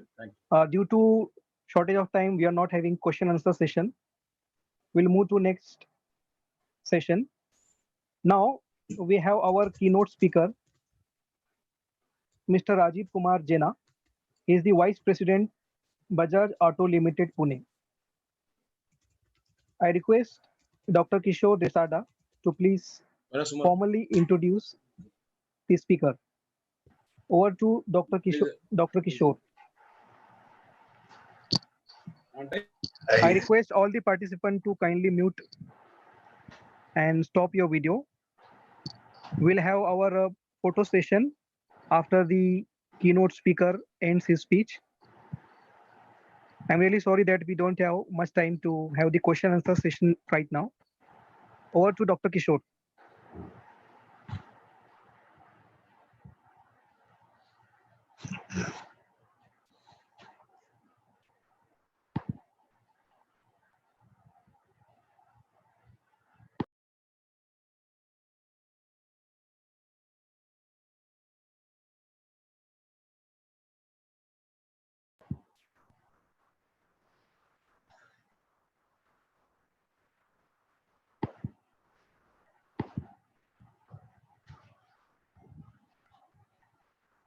Should I start now?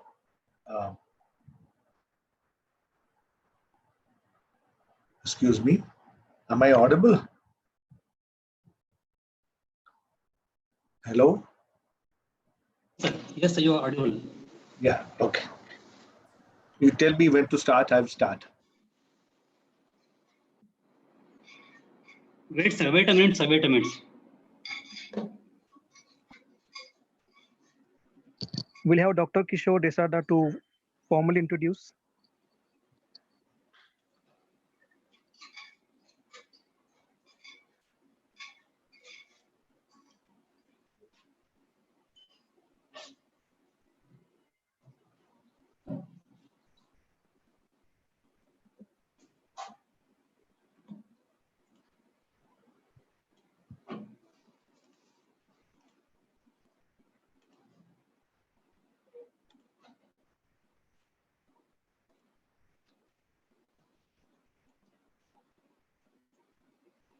Hello, Dr. Kishore.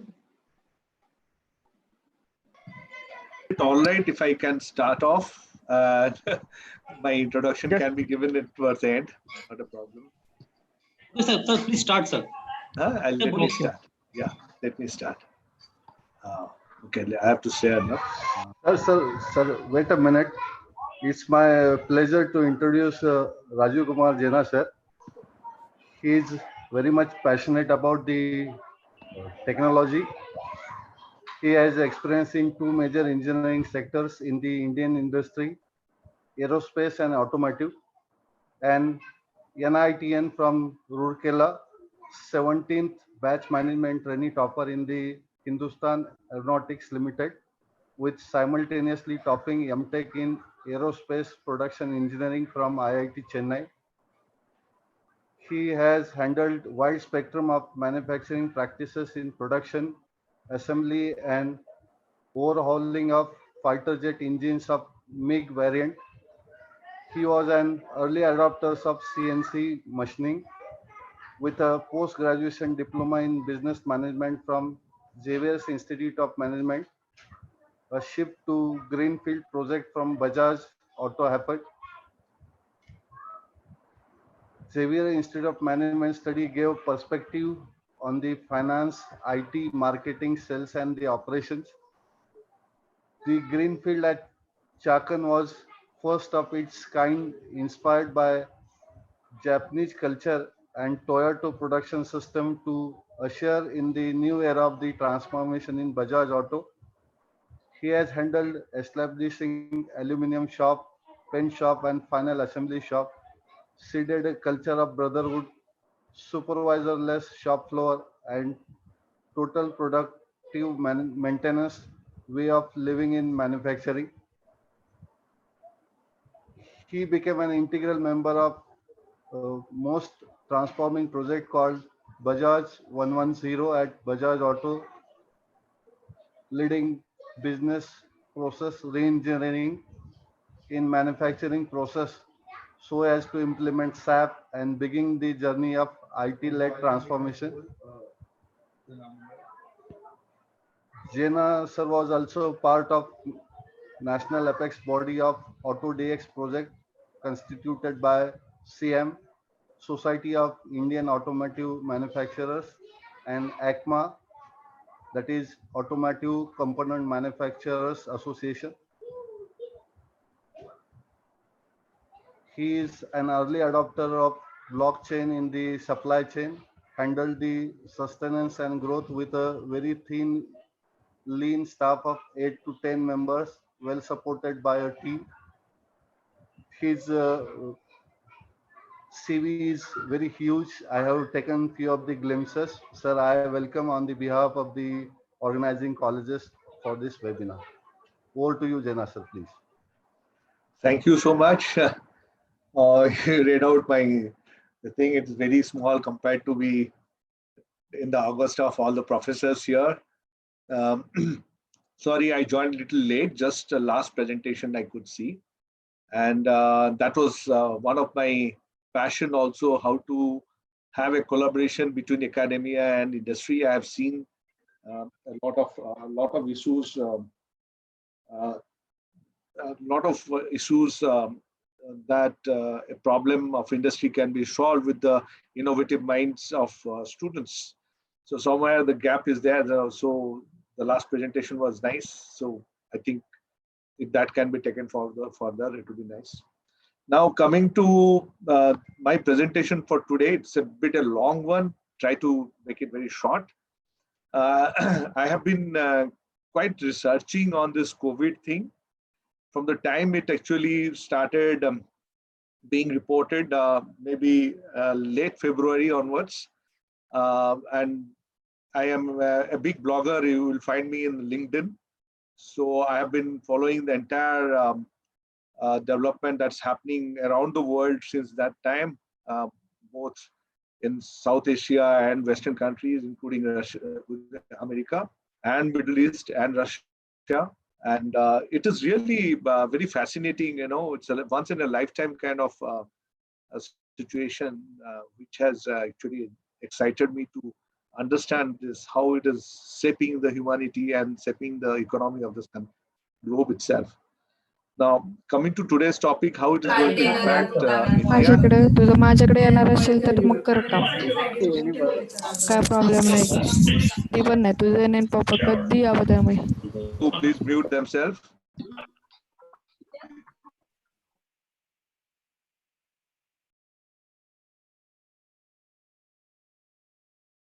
Yes, sir. Please go ahead.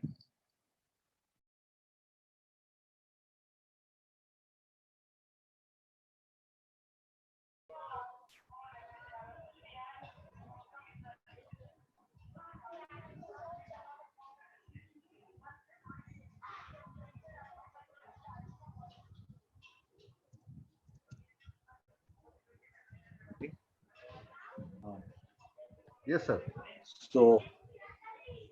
So this is a disclaimer. The entire presentation is my own. I have taken some excerpts from various studies, and it reflects my own, not my organization's view. This is something statutory I need to take. So my current focus will be how to reboot India. No, India is such a unique country compared to any other country. We are neither communist fully nor capitalist fully. Neither we are a very developed nation, nor we are a completely poor nation. Neither we have a small density of population, not too high. Of course, we have a huge density of population. We have our own unique issues. Unique issues. Yeah, are you able to see my presentation? No, I have to share, no? So Sorry. please share your screen, sir. I forgot that. Sorry. Are you able to see now? No. Are you able to see? Yes, sir. Yes, sir. Okay. Yes, sir. Okay. Let me put it now. Is it okay? Okay, sir. Perfect. Okay. So till now, till the COVID happened, and COVID happened so rapidly, so fast. We were just joking about certain WhatsApp images coming from China, how people are dropping dead. I said we were joking, it is all fake WhatsApp, but we never knew that it is going to catch us. I remember February 6th, I was going to Goa for a holiday, and in the airports, I found a lot of people with the mask. I was really worried, why am I not wearing the mask? So obviously those chaps had gone to probably Singapore or other places. They were understanding. But we never knew it is going to impact the entire globe in such a way. Now, just pre-COVID, up to January, we were about to start seeing a better growth. Our growth, which could have been a 7% GDP, were only 4.7%. Because of various reasons, and the way we watched up our demonetizations and also GST back to back, though they were for good reasons, some of our implementations and ill timing, and apart from that, we introduced BS6 all of a sudden, and we also pushed electric vehicle, all kinds of policy things. Then insurance also came back very heavy way. So, and auto sector came down, which contributes to 50% of the GDP. So it all pulled us down to 4.7%. But no matter, we were trying to solace ourselves, saying that yes, those are good things to be done, and it caused us a little pain. Now is the time to have a better trajectory. But nobody knew an enemy, an invisible enemy called Corona is going to affect us. Look at how it has impacted us. We are a highly connected country, and two major countries who are connected to us are USA and China, both in terms of import and export, and also Spain, Italy, France, Germany, Switzerland, and they are all COVID countries, and they are also very much connected to us. South Korea, Iran, they are all connected, and together we have about $3 trillion business. And out of which almost 2 trillion is import and 1.5 trillion is export. So such a such a vivid and lively economy is suddenly impacted, and it is largely impacted by China. So between February to May, April, China was trying to come back, okay, but the dependency on China is called the cloud kitchen of manufacturing for the entire world, and I never knew that we are so much dependent on that country, and suddenly the supply chain got affected. So our production started getting impacted immediately in the month of March. Fortunately, China has opened up again. So, but we are struggling to open up. But we need to brace up. We have to see that what kind of raw materials we'll be needing in the coming next quarter, and are we having the order placed on them properly or not. Whether we like China or we don't like China, whether we like USA or don't like USA, we have no other go but to get connected with them and stay with them and move forward before we get into some other strategy. The way the problem has happened so far, we are in the deep recession now, and we'll come to that why such a deep recession, and it may take about 1 year minimum to 2 years or 3 years to come back to the pre-COVID era, and significant downgrading of our GDP has been done. The minimum downgrading is that the minimum impact that we can have in the best case scenario will be $348 million. And the worst case scenario will have about $27 billion. So from minimum 348 to 27 billion is a huge difference, but that's the kind of swing that can happen. Let's look at what kind of dependency we have on China. Fortunately, China has opened up, but it's very revealing that we are so dependent on China. We say Make in India has to be so good, but look at the entire chemicals. We are dependent on China. Without disinfectant, we cannot run our agriculture. The disinfectants have to come from China. Similarly, without APIs, that is raw material for our pharma, we cannot run our pharma industry. And we say we are the best manufacturer of pharma, but look at how we are interconnected. Our dependencies on China, on electronics, even on metals, even on precision instruments, rubbers, plastics, everywhere, automotive components. So we are dependent on China. Fortunately, China has opened up, and this part is getting de-risked. Now, looking at the way we have gone into lockdown, now 40 days over, and some more lockdown will be happening. And most of our economic regions are all metros, and they are getting under lockdown. So the consumptions are going to be drastically reduced. And because of that, top credit rating companies have now downgraded our credit. And now they're telling our growth rate will fall down to somewhere around 5.1%, whether it is Moody, OECD, UBS, Barclays, or Fitch. Everybody is telling, and this may further go down if we continue to stay on the lockdown conditions for long. Which are the sectors they are telling? Automotive will be maximum impacted because that's in the value chain in the top, and telecom will be the minimum impacted.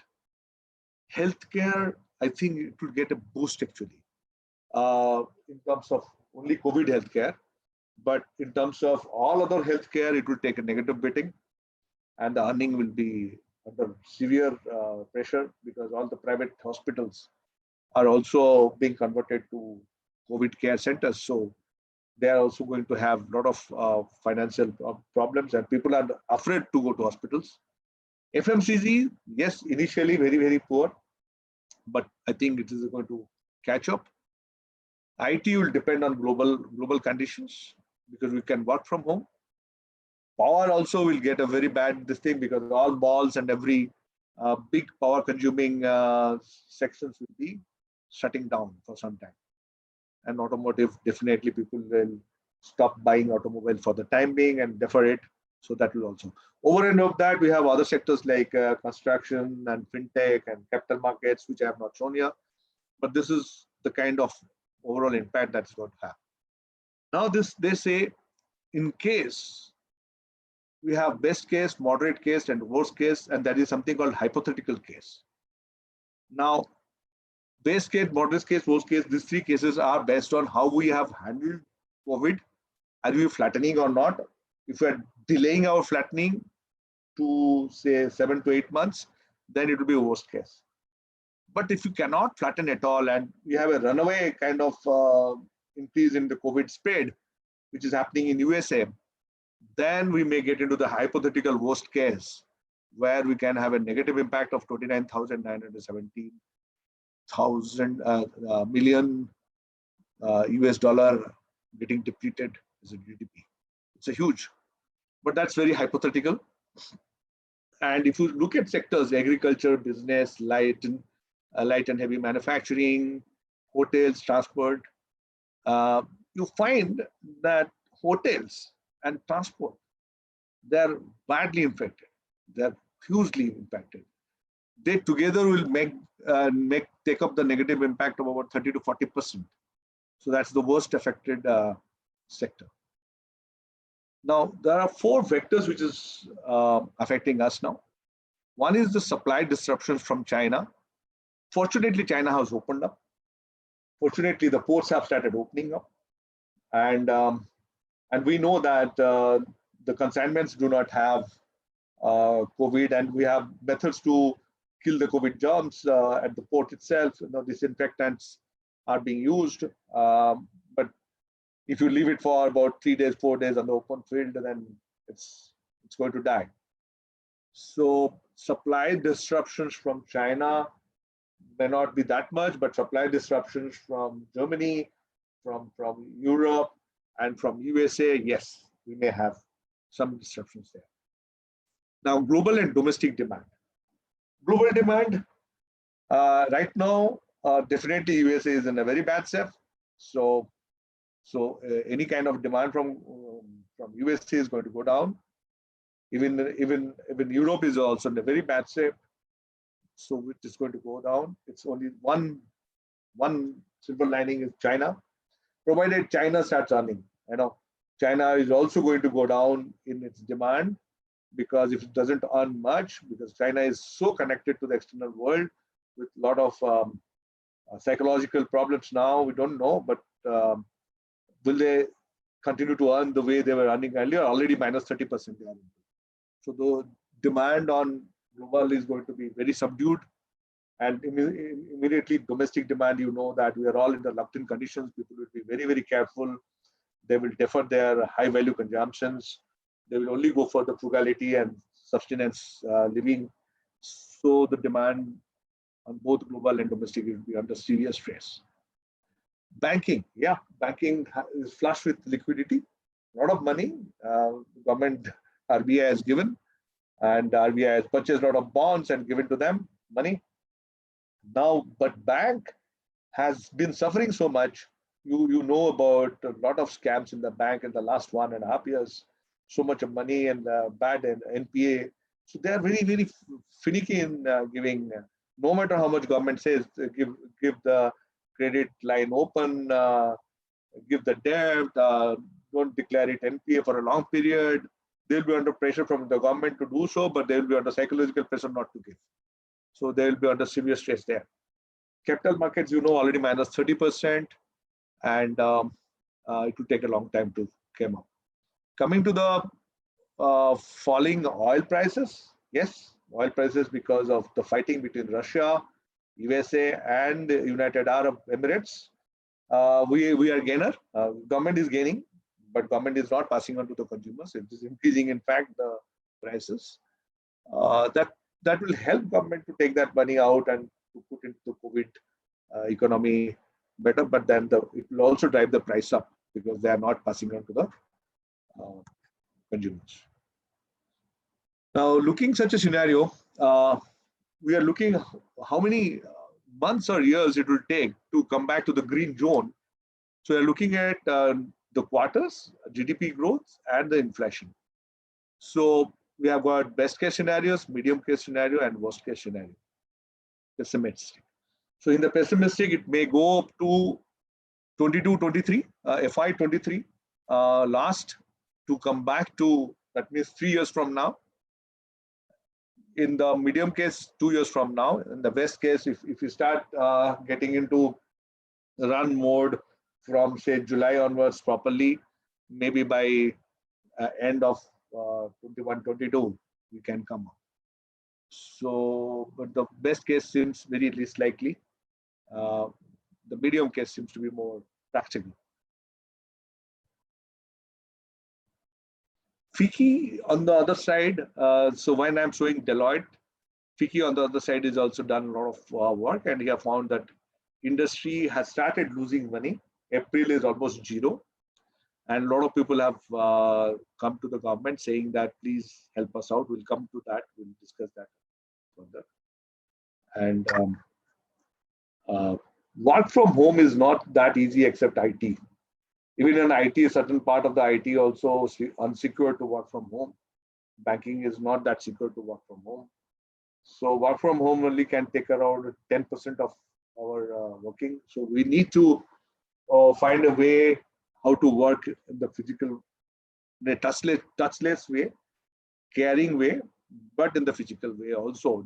Digital, physical, both will have to survive. Now, one of the high impact area is travel and tourism and pharma. Now, pharma, I think will take a big focus now in India because everybody is talking about vaccine and antibodies and testing labs, healthcare, PPEs. No, pharma and medical care is going to take a big jump as far as COVID is concerned. And regular medicines also, we are the best manufacturer in the world. But problem is, why it is high impact is, as I told you, we depend on China for the raw materials. So this is the time for us to think in terms of, how to do import substitution. Why we cannot make APIs in India? The next one is the travel. Everybody is afraid of traveling. International travels are stopped, domestic travels are stopped. Social distancing is difficult to do, and having disinfectants and all that being used at the airport, it's very capital intensive, and ATF wells are very costly. And even if you don't operate, also there's a huge outflow of the money without any inflow. Heavily fixed cost oriented is aviation. And the travel also is going to take a beating. People are all in the homes. Nobody wants to go out. What happens to such big hotels and such restaurants? And even small and big, everybody, and a lot of them are going to fold up, and a lot of job losses are going to take place. So one is in the pharma, we should be able to make our raw materials better. And in the travel and tourism, we have to reinvent ourselves, how to attract customers. So my call, because all of you are from the academia, the value add that I'm trying to do from my address is that we need to understand how the economy is going to shape. Hence, which are the job opportunities areas we must find out. And like my previous speaker was talking about, which areas the entrepreneurship opportunities are going to come up. So if you are very innovative in travel and tourism, probably you can actually find a new opportunities in that. Even in the pharma also, people will like the biotechnologists will like to get into those raw material manufacturing business. Now, as I said, 85% dependence is on China, so that has to be taken care of. And government has already created a team to look at what is the stock that we have, because drying out of the drugs can drive up the prices like anything, and you know how much people will die out of other diseases other than COVID. In fact, COVID will become insignificant gradually if we don't take care of few things. As I said, tourism and hospitality is going to be very badly impacted. Job losses is going to happen. Layoffs are going to happen. There's no way they can sustain such a high capital intensive investments in terms of buildings, infrastructure, salaries. So a lot of government incentives should be needed for them. And even for aviations also, government incentives should be needed. In aviations, they are telling about $113 billion will be the loss to the entire world. And airfare have fallen by 20 to 30% already now. But there's a chance that it may go up there'll be some kind of balancing out that may happen once we start our traffic again. But starting the traffic means again calling the COVID to come back again. So there will be going to be, some people say that it will be start stop kind of thing. So that would mean that the fund position for the aviation will be very bad. So so a lot of suggestions are there.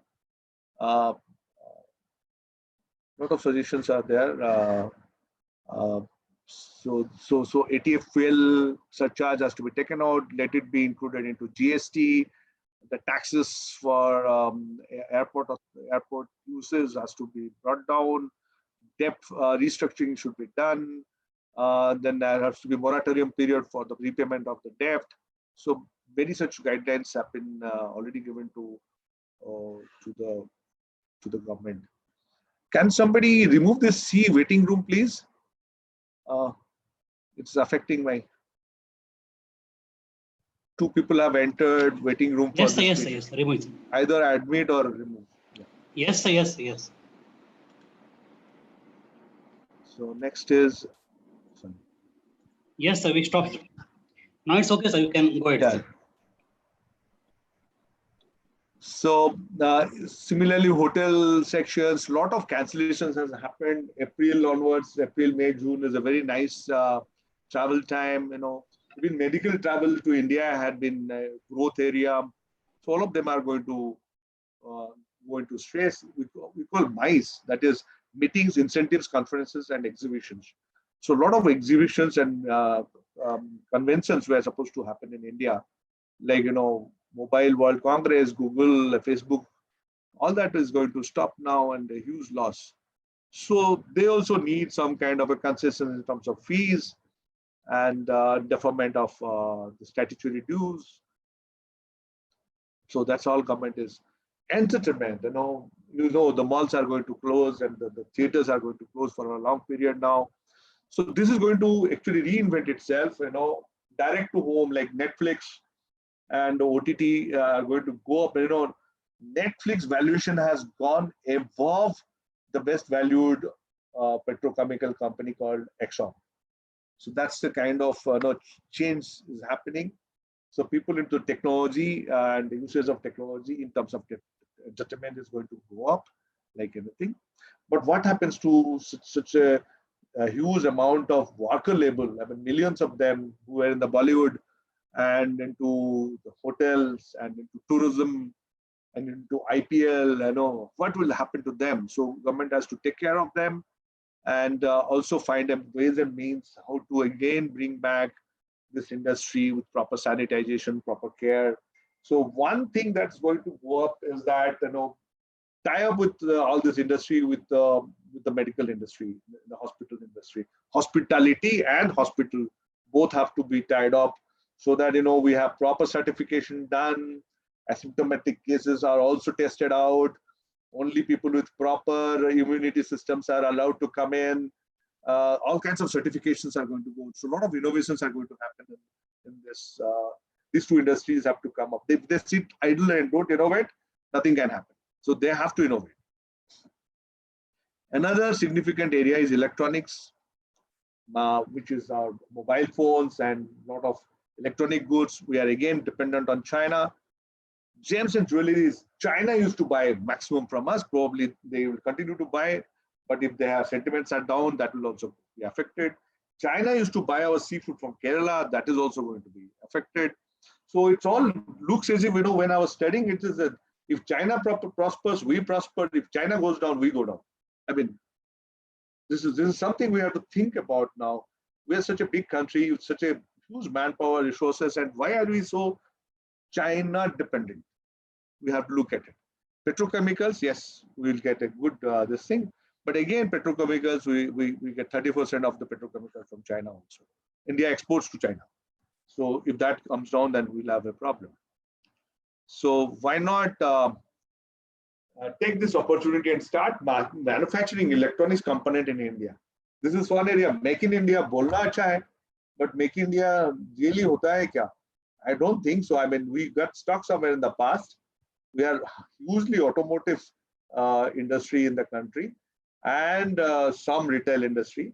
but retail manufacturing, low value manufacturing, textile manufacturing, but in between, high to medium term manufacturing in terms of electronics, battery manufacturing, even in aeroplanes, except that fighter aircrafts that we don't make any civil aircrafts properly. So in the value chain of manufacturing, we are stuck in one particular area called automotive and not much.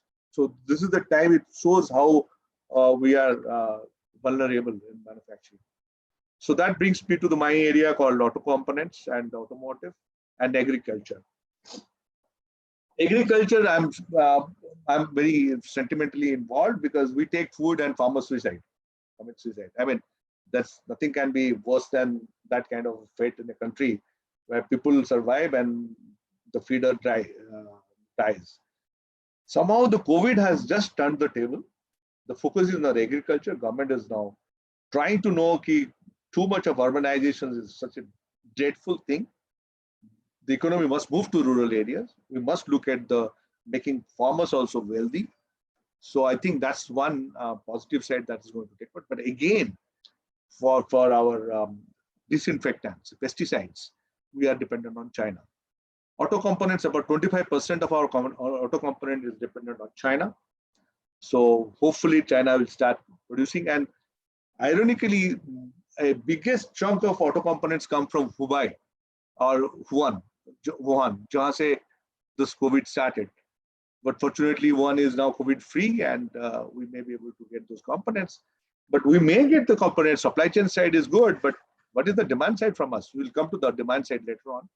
The demand side in the automotive will be initially bad because people will stop buying vehicles now. But people will also like to know that they don't want to go for the public transport now. Social distancing and being afraid of catching this, they will have to have a private vehicle, like these two-wheelers or three-wheelers, small cars is going to come back again. So that way, the current loss is very high. As I told you, auto industry took a very bad beating in terms of BS4 to BS6 transitions, the price going up through the roof because of the mandatory insurance purchase, registration fees, and 30% hike because of BS4 to BS6. So on the top of that, people deferred buying because they were thinking, they'll get a huge discount on the April, and you know what happened to April. And suddenly the things have changed, but we cannot go back. We have to start selling high cost vehicles now. But when the sentiment is so bad, so it's going to be a double whammy for the auto sector. It will take a long time to warm up. But in this auto industry, the biggest problem would be for even the dealers are not able to open up their dealership. FADA, that is Federation of Automobile Dealer Association, is telling that I don't have proper stock with me, and how do I start marketing myself? How do I find my demand? So a lot of digital based demand creation is going to happen. I'll talk about it later. Agriculture, I saw a lot of focus has been on the agriculture because it's the minimum thing that is essential, and the focus has been on it. My only thing is that the Essential Commodity Act must go away.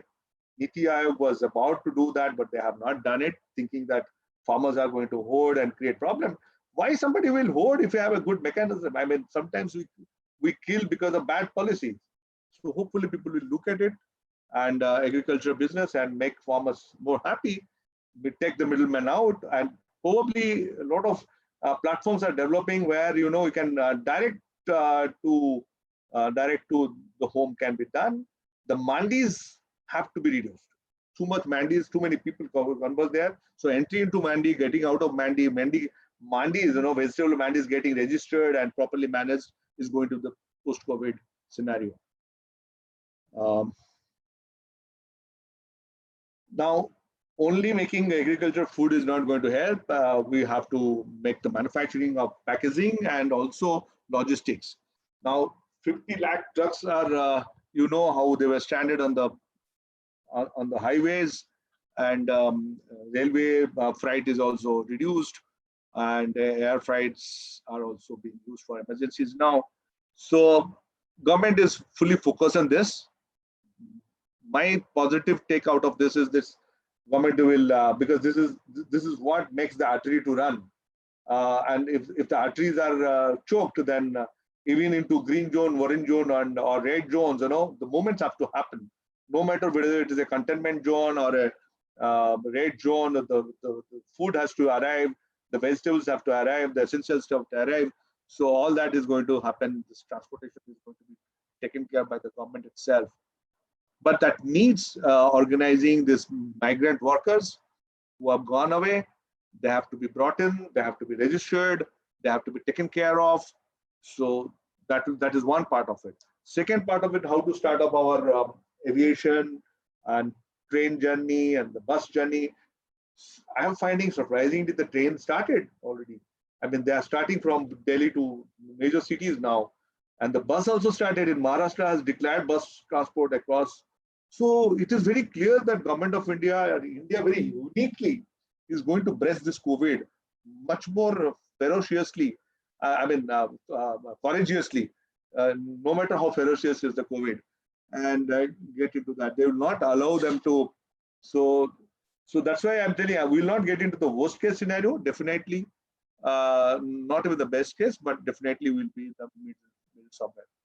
Coming to the FMCG's market, can you please take out the waiting room?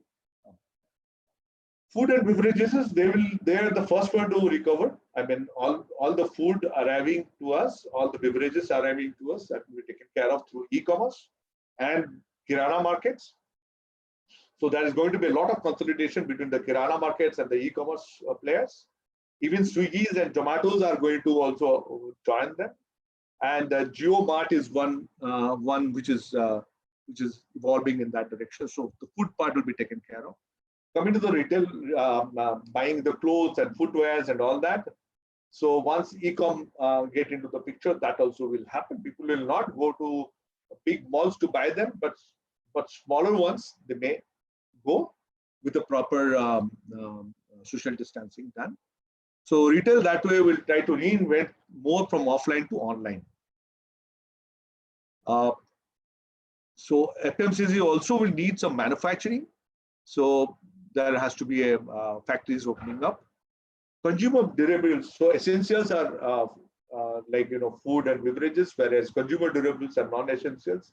So far they have been not been allowed to sell, but hopefully it will start. But once it starts, the price part, we are not very sure whether it's going to go up, because certain inventories are there which they were to destock now. The price may come down, but if China supplies are not there, then the price will go up. So it is this area is something we have to look at. So again, FMCGs and essential non-essential are dependent on e-commerce. Let's go ahead. Medical devices are going to be costly to us. Mobile phones are going to be costly to us. E-commerce. Now, this is one area which is going to go up like anything. But the problem they had was that they were using delivery boys, which is not very organized.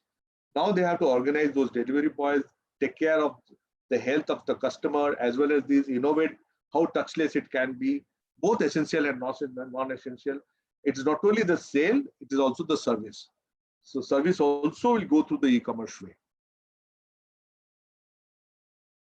Capital markets, yes, it is under severe stress now, but none of the suggestions have been implemented. So I was also thinking that the market timings has to be reduced. Certain regulatory things should come so that people should not play around.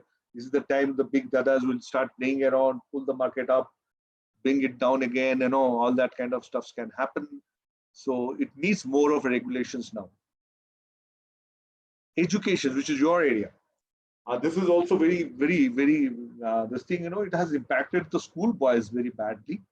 A lot of tensions and a lot of concerns in the families about the academic years and the way they used to be. Colleges, institutions used to be once upon a time a place for the socializations, which is a part of the need of the human psyche. So I believe it is going to be a innovation area. You people have to look into it. You need a lot of internet bandwidth for this. And you also need the students also to have that. So you can have it in an institution. How would you ensure the students have the proper bandwidth at home? What happens in rural areas? So somebody has to look into that. Maybe here government also need to look into how do we subsidize the price of bandwidth for the students to consume. This needs a lot of government and academia discussions about the new unfolding. And a lot of buildings that you have now have to be converted to virtual. It has to be a virtual library, and virtual classrooms, and you have to use Zooms, Teams, Google Meets, Google Hangouts, and a lot of stuffs, where and you need live streaming, whiteboarding, even brainstorming, and all that stuff is to be needed through the digital mode. So you have to reinvent on this area. This is about financial. The currency. It's good thing about the COVID is that our emphasis on the digital currency is going to be much more now. Even in the rural areas, penetrations are going to increase now. I remember I went and took some ATM money just before the lockdown, thinking that probably some people have to pay through the cash, and still I have not touched a single paisa out of that, because it's one of the most easy way to have the contagion. So so long as COVID is there and the contagion is possible, so it will be, now the government will be pushing it more and more. Now below 2,000 rupees, you don't pay any transaction cost. Probably that will go up now to 10,000 rupees or 15,000 rupees. They have to look into that. And private security force, let us leave it. Real estate, yes, definitely the real estate was the one after RERA and a lot of controls that came in. People, this was uncontrolled industry where a lot of black money was getting generated. That came under a severe stress last 3-4 years. A lot of people went into the jail actually, and a lot of scrutiny happened. And gradually it was trying to look up at this point of time when the COVID happened. So it's going to affect a lot of jobs, migrant workers, construction sites. But I believe the government is intended to start it up again. But it will be low-cost housing that will be going to gain more importance. People will look for housing anyway. And we need to see the housing is one of the priority areas. Otherwise, all these migrant workers, why they have to walk hundreds of kilometers back to their hometown when they spend 70% of the time in the places where they work. So something is extremely wrong in terms of our focus. So even the real estate problem will affect our paint industry like Asian Paints and various other cement industries, and everything will get impacted in the short period. But once we allow the construction to happen, this is going to take up.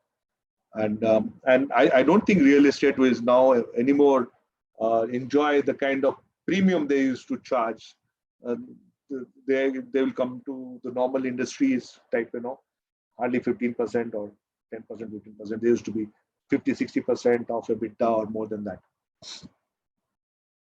MSME is one area which is going to affect our manufacturing. And you know how OEMs like Bajaj Auto, Tata Motors, Mahindra, and everybody have outsourced the manufacturing to a huge auto component manufacturing society. And they run on the very thin margin of profit, and they sit on a huge fixed cost because we have outsourced, means we have outsourced our fixed cost to them. So they have very capital intensive. So unless they get working capital loan for a longer period, that GST's earnings have to be given back to them early. GST payment can be deferred. Debt repayment can be deferred. All this government is looking into. Without that, MSMEs will go to. It also needs land reforms and labor reforms for the global players to start participating. We have an opportunity. China is being now very much doubted. So this is the time we can actually start asking FDIs to come in and start looking at manufacturing in India. Power, yes, power will be impacted, but not that badly. Because still consumptions will be very high from home, and but the malls and all going down is going to impact this. But malls my take is they also will reinvent how to bring people in so that they feel safe. there are various methods in which the footfalls will come down, but per footfall cost will be very high. So that way we will reinvent all these economies. Publishing, less for me, I don't like, publishing. I have stopped taking newspapers now. So why should we need papers? The less the paper, better is good for the earth. But still, we have a lot of industries in this, and we are still depending upon China for a lot of raw materials. Renewable energy, again, we are dependent on China for the solar. So hopefully that will come, but it's a very, very capital intensive industry. It's going to be stopped for a year. Textiles, once upon a time we used to be very proud about our textile, but we still import huge synthetic rayon and synthetic fabric from China. Why can't we start doing it ourselves? So this is the time that we have to think. Otherwise, we know we converted textiles to make PPEs. We are one of the best PPE manufacturing country in the world today, because we could convert all this textile industry into the PPE manufacturing. But export-wise, Bangladesh and Vietnam is going better than us. So we need to take into account why they are doing better than us, because the FDIs are better. For example, Jara fashion industry is largely located in Myanmar. Why not in India? So they sell in India, manufacture in Myanmar. Why can't they manufacture in India? Because they don't feel like doing business in India. Our rate tapism, our labor rights and all that. So Madhya Pradesh and Uttar Pradesh have taken a step towards this. So probably land reforms and labor reforms is going to help us. So a lot of government interventions are happening about stock availability of essential items, e-commerce, making sure that e-commerce is the touchless and able to reach to every home, and restarting our logistics. As I told you, logistics, it was suddenly stopped down, and now they have done non-urban consumptions. Now the consumptions have to go to the rural areas. We have to put the money in the hands of the people in the rural areas. So Manrega and other means are being seen now to directly have the money to go to them. We may monetize now and pay to them, make them the proprietorship, make them owner of properties, and they feel.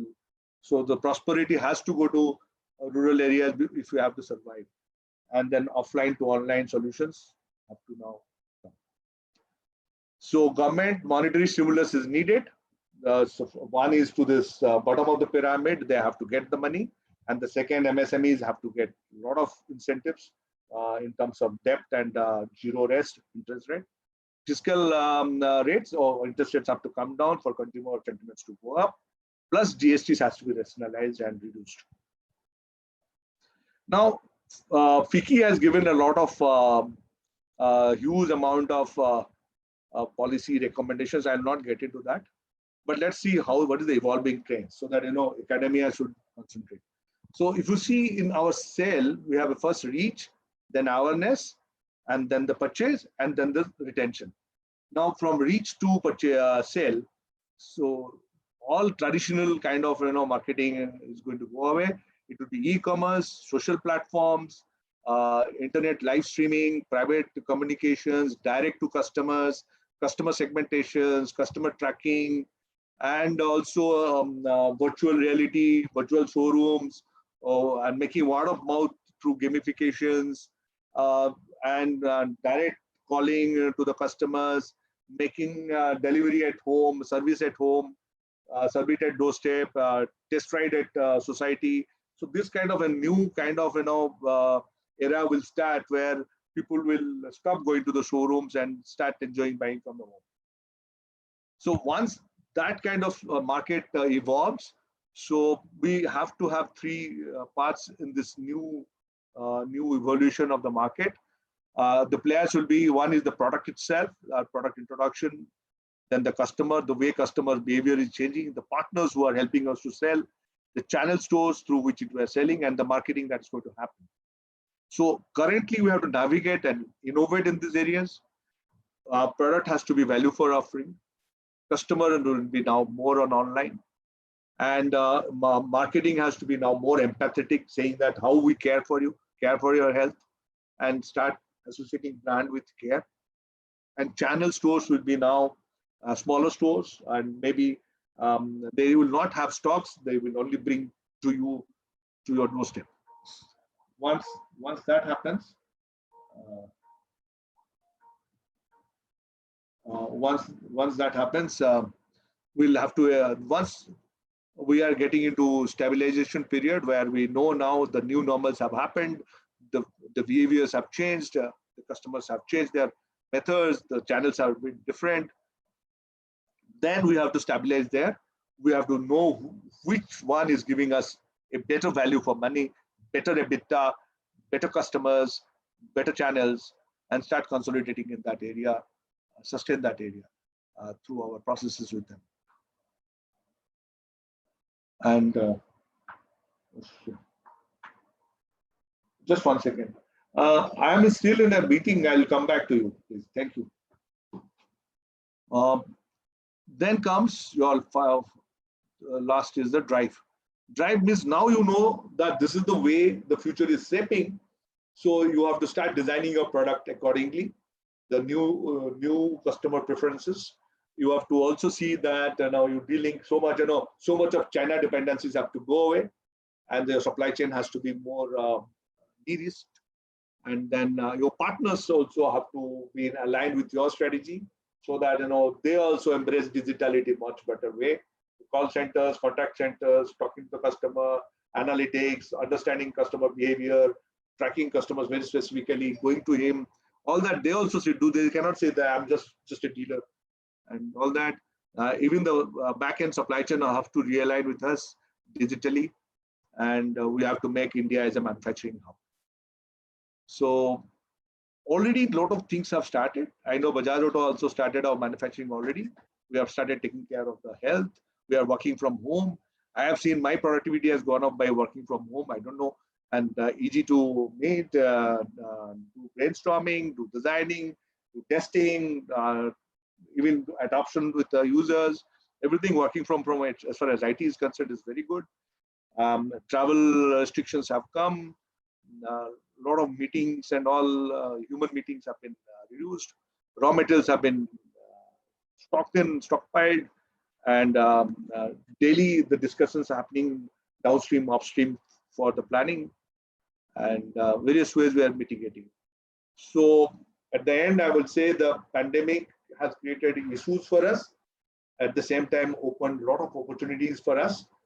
If we can be very smart, very innovative, we can be very resilient, and we can come out of it stronger. Thank you. That's my end of my talk. Thank you very much, sir. Thank you so much. So it was really mesmerizing session. Mr. So Rajiv Kumar Jena, sir. Yeah. We heard the key speaker. Sir, as you mentioned that your PPT is original, made by you. So whatever you speak as a key speaker, so you have given so many keys, not only one key, so many keys that will be helpful for us to face the COVID-19 pandemic, sir. So thank you very much. So if you allow me, sir, I have written 2 lines for you originally. Yeah, thank you. That as you have covered so many things, so many points in just very limited time. So it is in Urdu. हम तो नदी से ही सैराब थे, हम तो नदी से ही सैराब थे, आपने तो समंदर पेश कर दिया. So that is my original 2 lines. So we were not expecting, your session was more than expectation. Thank you very much, sir. And we got so many positive responses. Your session is highly appreciated by all the participants. So there are so many questions, but I will take only one question. Yeah. Related to your session, sir. Yeah. Go ahead. What would you like to say about the negative impact on China due to this situation, due to COVID-19 situation, negative impact on China, sir? It's a big topic, yeah. Okay, I've been doing a lot of. That's why I have written Samandar line for you, sir. Okay, so see, culturally, China, say from outside, nobody is going to like China, right? They are a very closed society, and They are used to a command and hierarchy from the top. There's no democracy there, and it is a, you cannot call it autocracy also in the way, because they're very populist in their approach, and they take people along. But they have been see.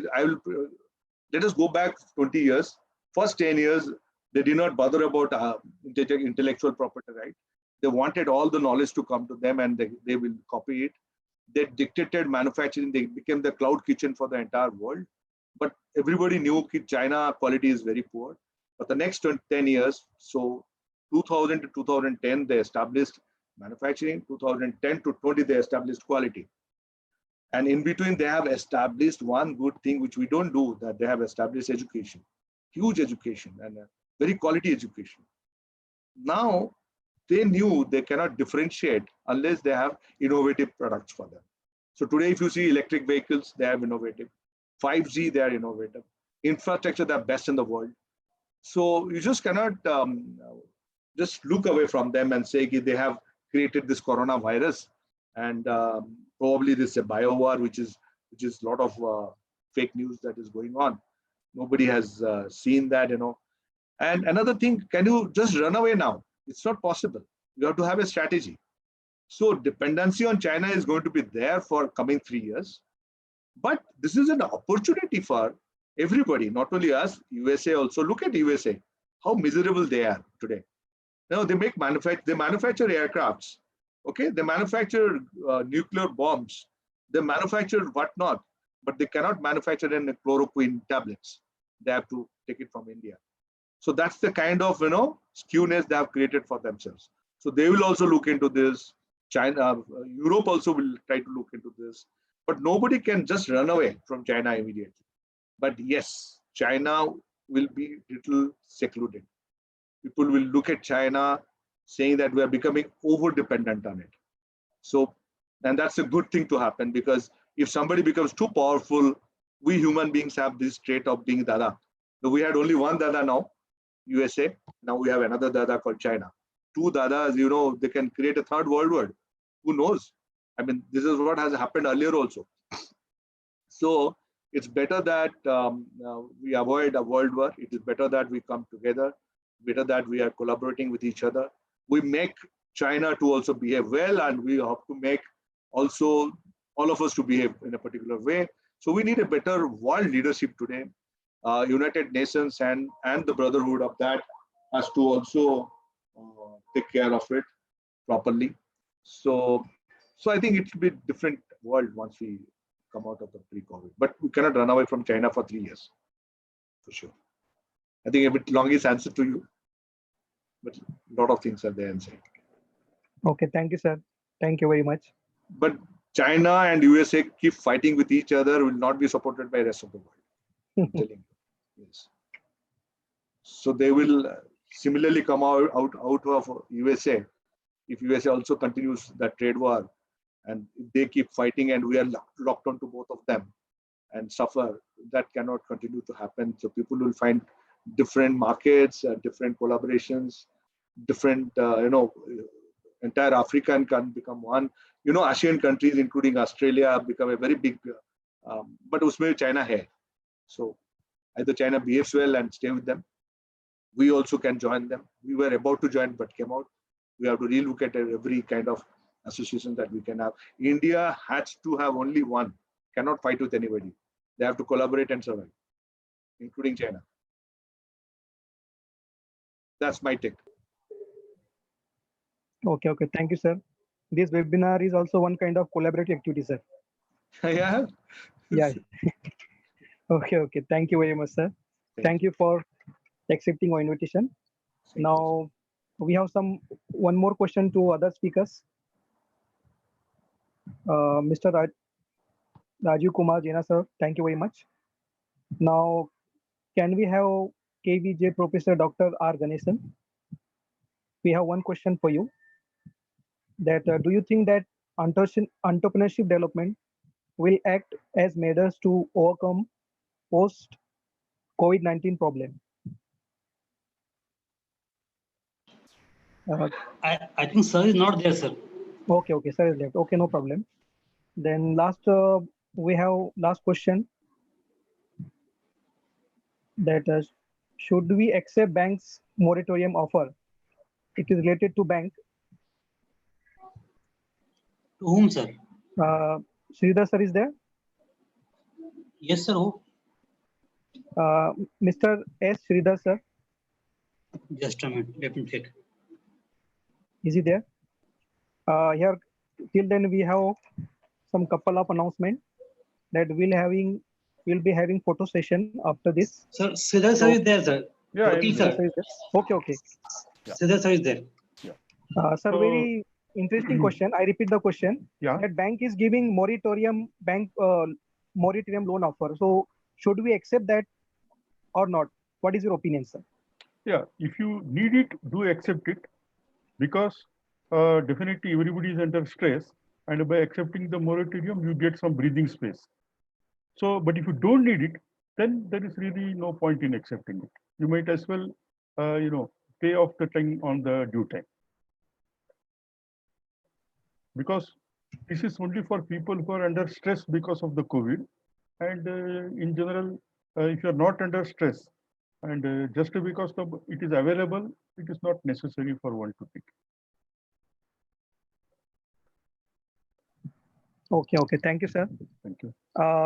There is also announcement that Pune College is having 2 days global webcast on 15th and 16th of May. 15th and 16th of May. So we will be contacting you on your Telegram channel. So please don't leave your Telegram channel. We are going to continuously keeping updated. Only educational related message will be posted there. So I request all the participants to be ready for the photo session. May I request all the participants to start your video, switch on your video. We have some more questions, but due to lack of time, we cannot ask all the questions. Let us have ready for the photo session. Please start your videos. If it is possible, take a snapshot and send it to my personal WhatsApp number. You all be having my WhatsApp number. You can also send us email.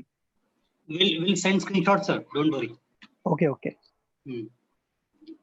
And regarding certificate, so after the program concludes, we already share the link, or we will also share the link on your email ID also, and we will give you 1 hour time. So don't be worried about your certificate.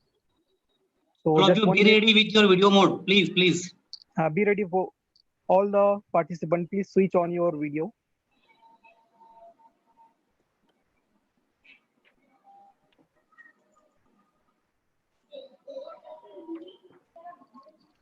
Yes, Ashok Giri sir, would you like to speak something?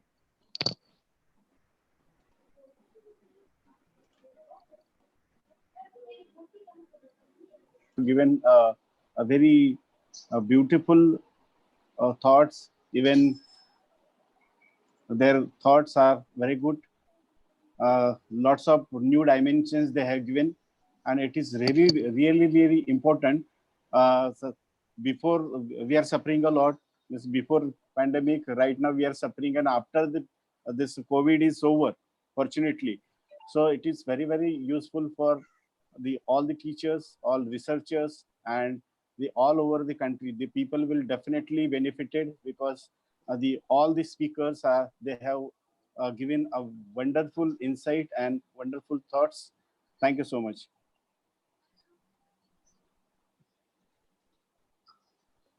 Hello. I think Rodney sir is there. May I audible? Yeah. Okay. Just Imran sir, just 1 minute. We'll take some photographs. Yes, yes. I am taking, sir. I am taking here. I am taking screenshots. Just give me a second. There are around 8 screens, sir. Oh, screenshot. Screenshot. Imran sir, done. Okay, I have taken all the. Imran sir, done. Yes, sir. My name is Leon, sir. Right. Sir. Okay, okay. Now वकील sir, we have come to the last session. Yes, yes. थोड़ा सा बता दीजिए कैसे लेनी चाहिए sir. Sorry, sir. Please repeat, sir. Yeah, how to take the snapshots? Everybody knows, sir, how to take a snapshot. Yeah, okay. Just fine, sir. Yes, yes. Go ahead. In Samsung mobile, you have to press your button that small to get at live. So chat is unmute, sir. That power button. Prem, sir, you can share also link on chat, sir. Yes, sir. Because your video is Yeah. disabled by Dr. the Ashok Giri, Okay. sir, would you like to speak something, sir? Dr. Ashok. Hello. Hello. Yes, sir. Hello. Regarding what? Do you want to say something, or we shall move to the vote of thanks? Yes, it's wonderful sessions. I am personally thanks Dr. Aftab Anwar Sheikh for his consistent cooperation and his motivation. And really, this Pune College, this Wafia Madam, yeah, Vakil sir, Ahmed sir, and all the staff members, even the Dr. Rodney De Silva, the principal of Margao College, they have supported a lot, and we can say that the today's sessions and today's webinar is quite successful only because of this all the speakers and the kind and consistent cooperation of Pune College. Thank you so much for all the participants who have joined in this today's webinar, and they will be. I hope that it is very, very important and benefited for everybody. Thank you so much. Hello. Vakil sir. Thank you. Okay, thank you so much, sir. Thank you.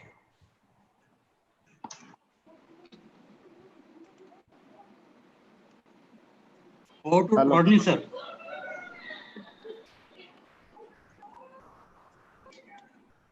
Okay, over to Rodney De Silva. De Silva, sir. Hello. Vakil sir. Rodney, sir, please unmute. Just give me 1 minute. Unmute, sir. Can you hear me now? Yes, sir. Yes, sir. Yes, sir. It is my pleasant task to thank the resource person for today's webinar on economic impact of COVID-19 pandemic on India. Firstly, Dr. R. Chandan for his very interesting presentation on sectors to focus on for prosperity in the post-corona devastation. Secondly, Mr. S. Sridhar for his very elaborate thoughts on impact of current pandemic on Indian banking. He gave some very apt strategies for the anticipated turbulent times. Thirdly, Mr. KVJ, Professor Dr. R. Ganesan, for his presentation on the impact of pandemic will have on entrepreneurship and the needs of academia and industry. And the keynote speaker for the day, Mr. Rajiv Kumar Jena, for his very interesting and thought-provoking views on the impact of the pandemic on the Indian economy and the way forward. I thank each and every delegate who has registered for this webinar and contributed towards making it a success and being very proactive audience. My very special thanks go out to my co-coordinators, Professor Syed Wakil Ahmed and Dr. Kishore Desenda. Working with you has been our pleasure and a very enlightening experience.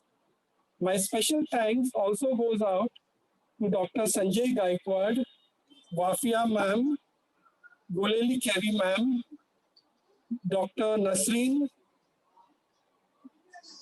Rupali ma'am, Dr. Imran, Iqbal Sheikh sir, ma'am Jane.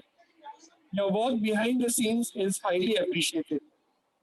Thank you, Dr. Hamid Hashmi, for a very elaborate explaining of the theme of the webinar.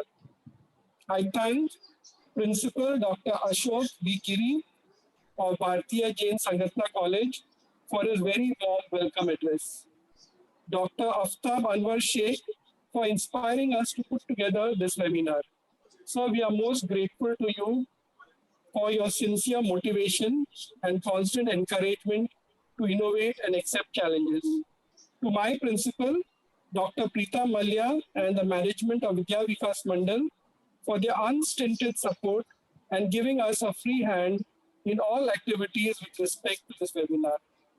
I thank you all once again and hope the webinar has been fruitful to you. Have a nice day.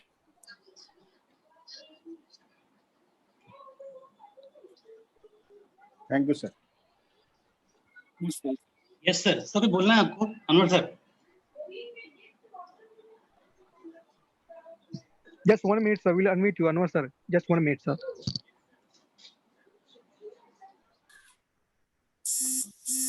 Yes, sir. Please, sir. A wonderful webinar organized by the team. The team has worked for last 1 week, and definitely today we have seen the result. Commerce department, thanks to Dr. Ashok Giri and his team, thanks to Rodney De Silva sir and his team. Thank you very much. Thank you, sir. Thank you so much, sir, for your support and motivation.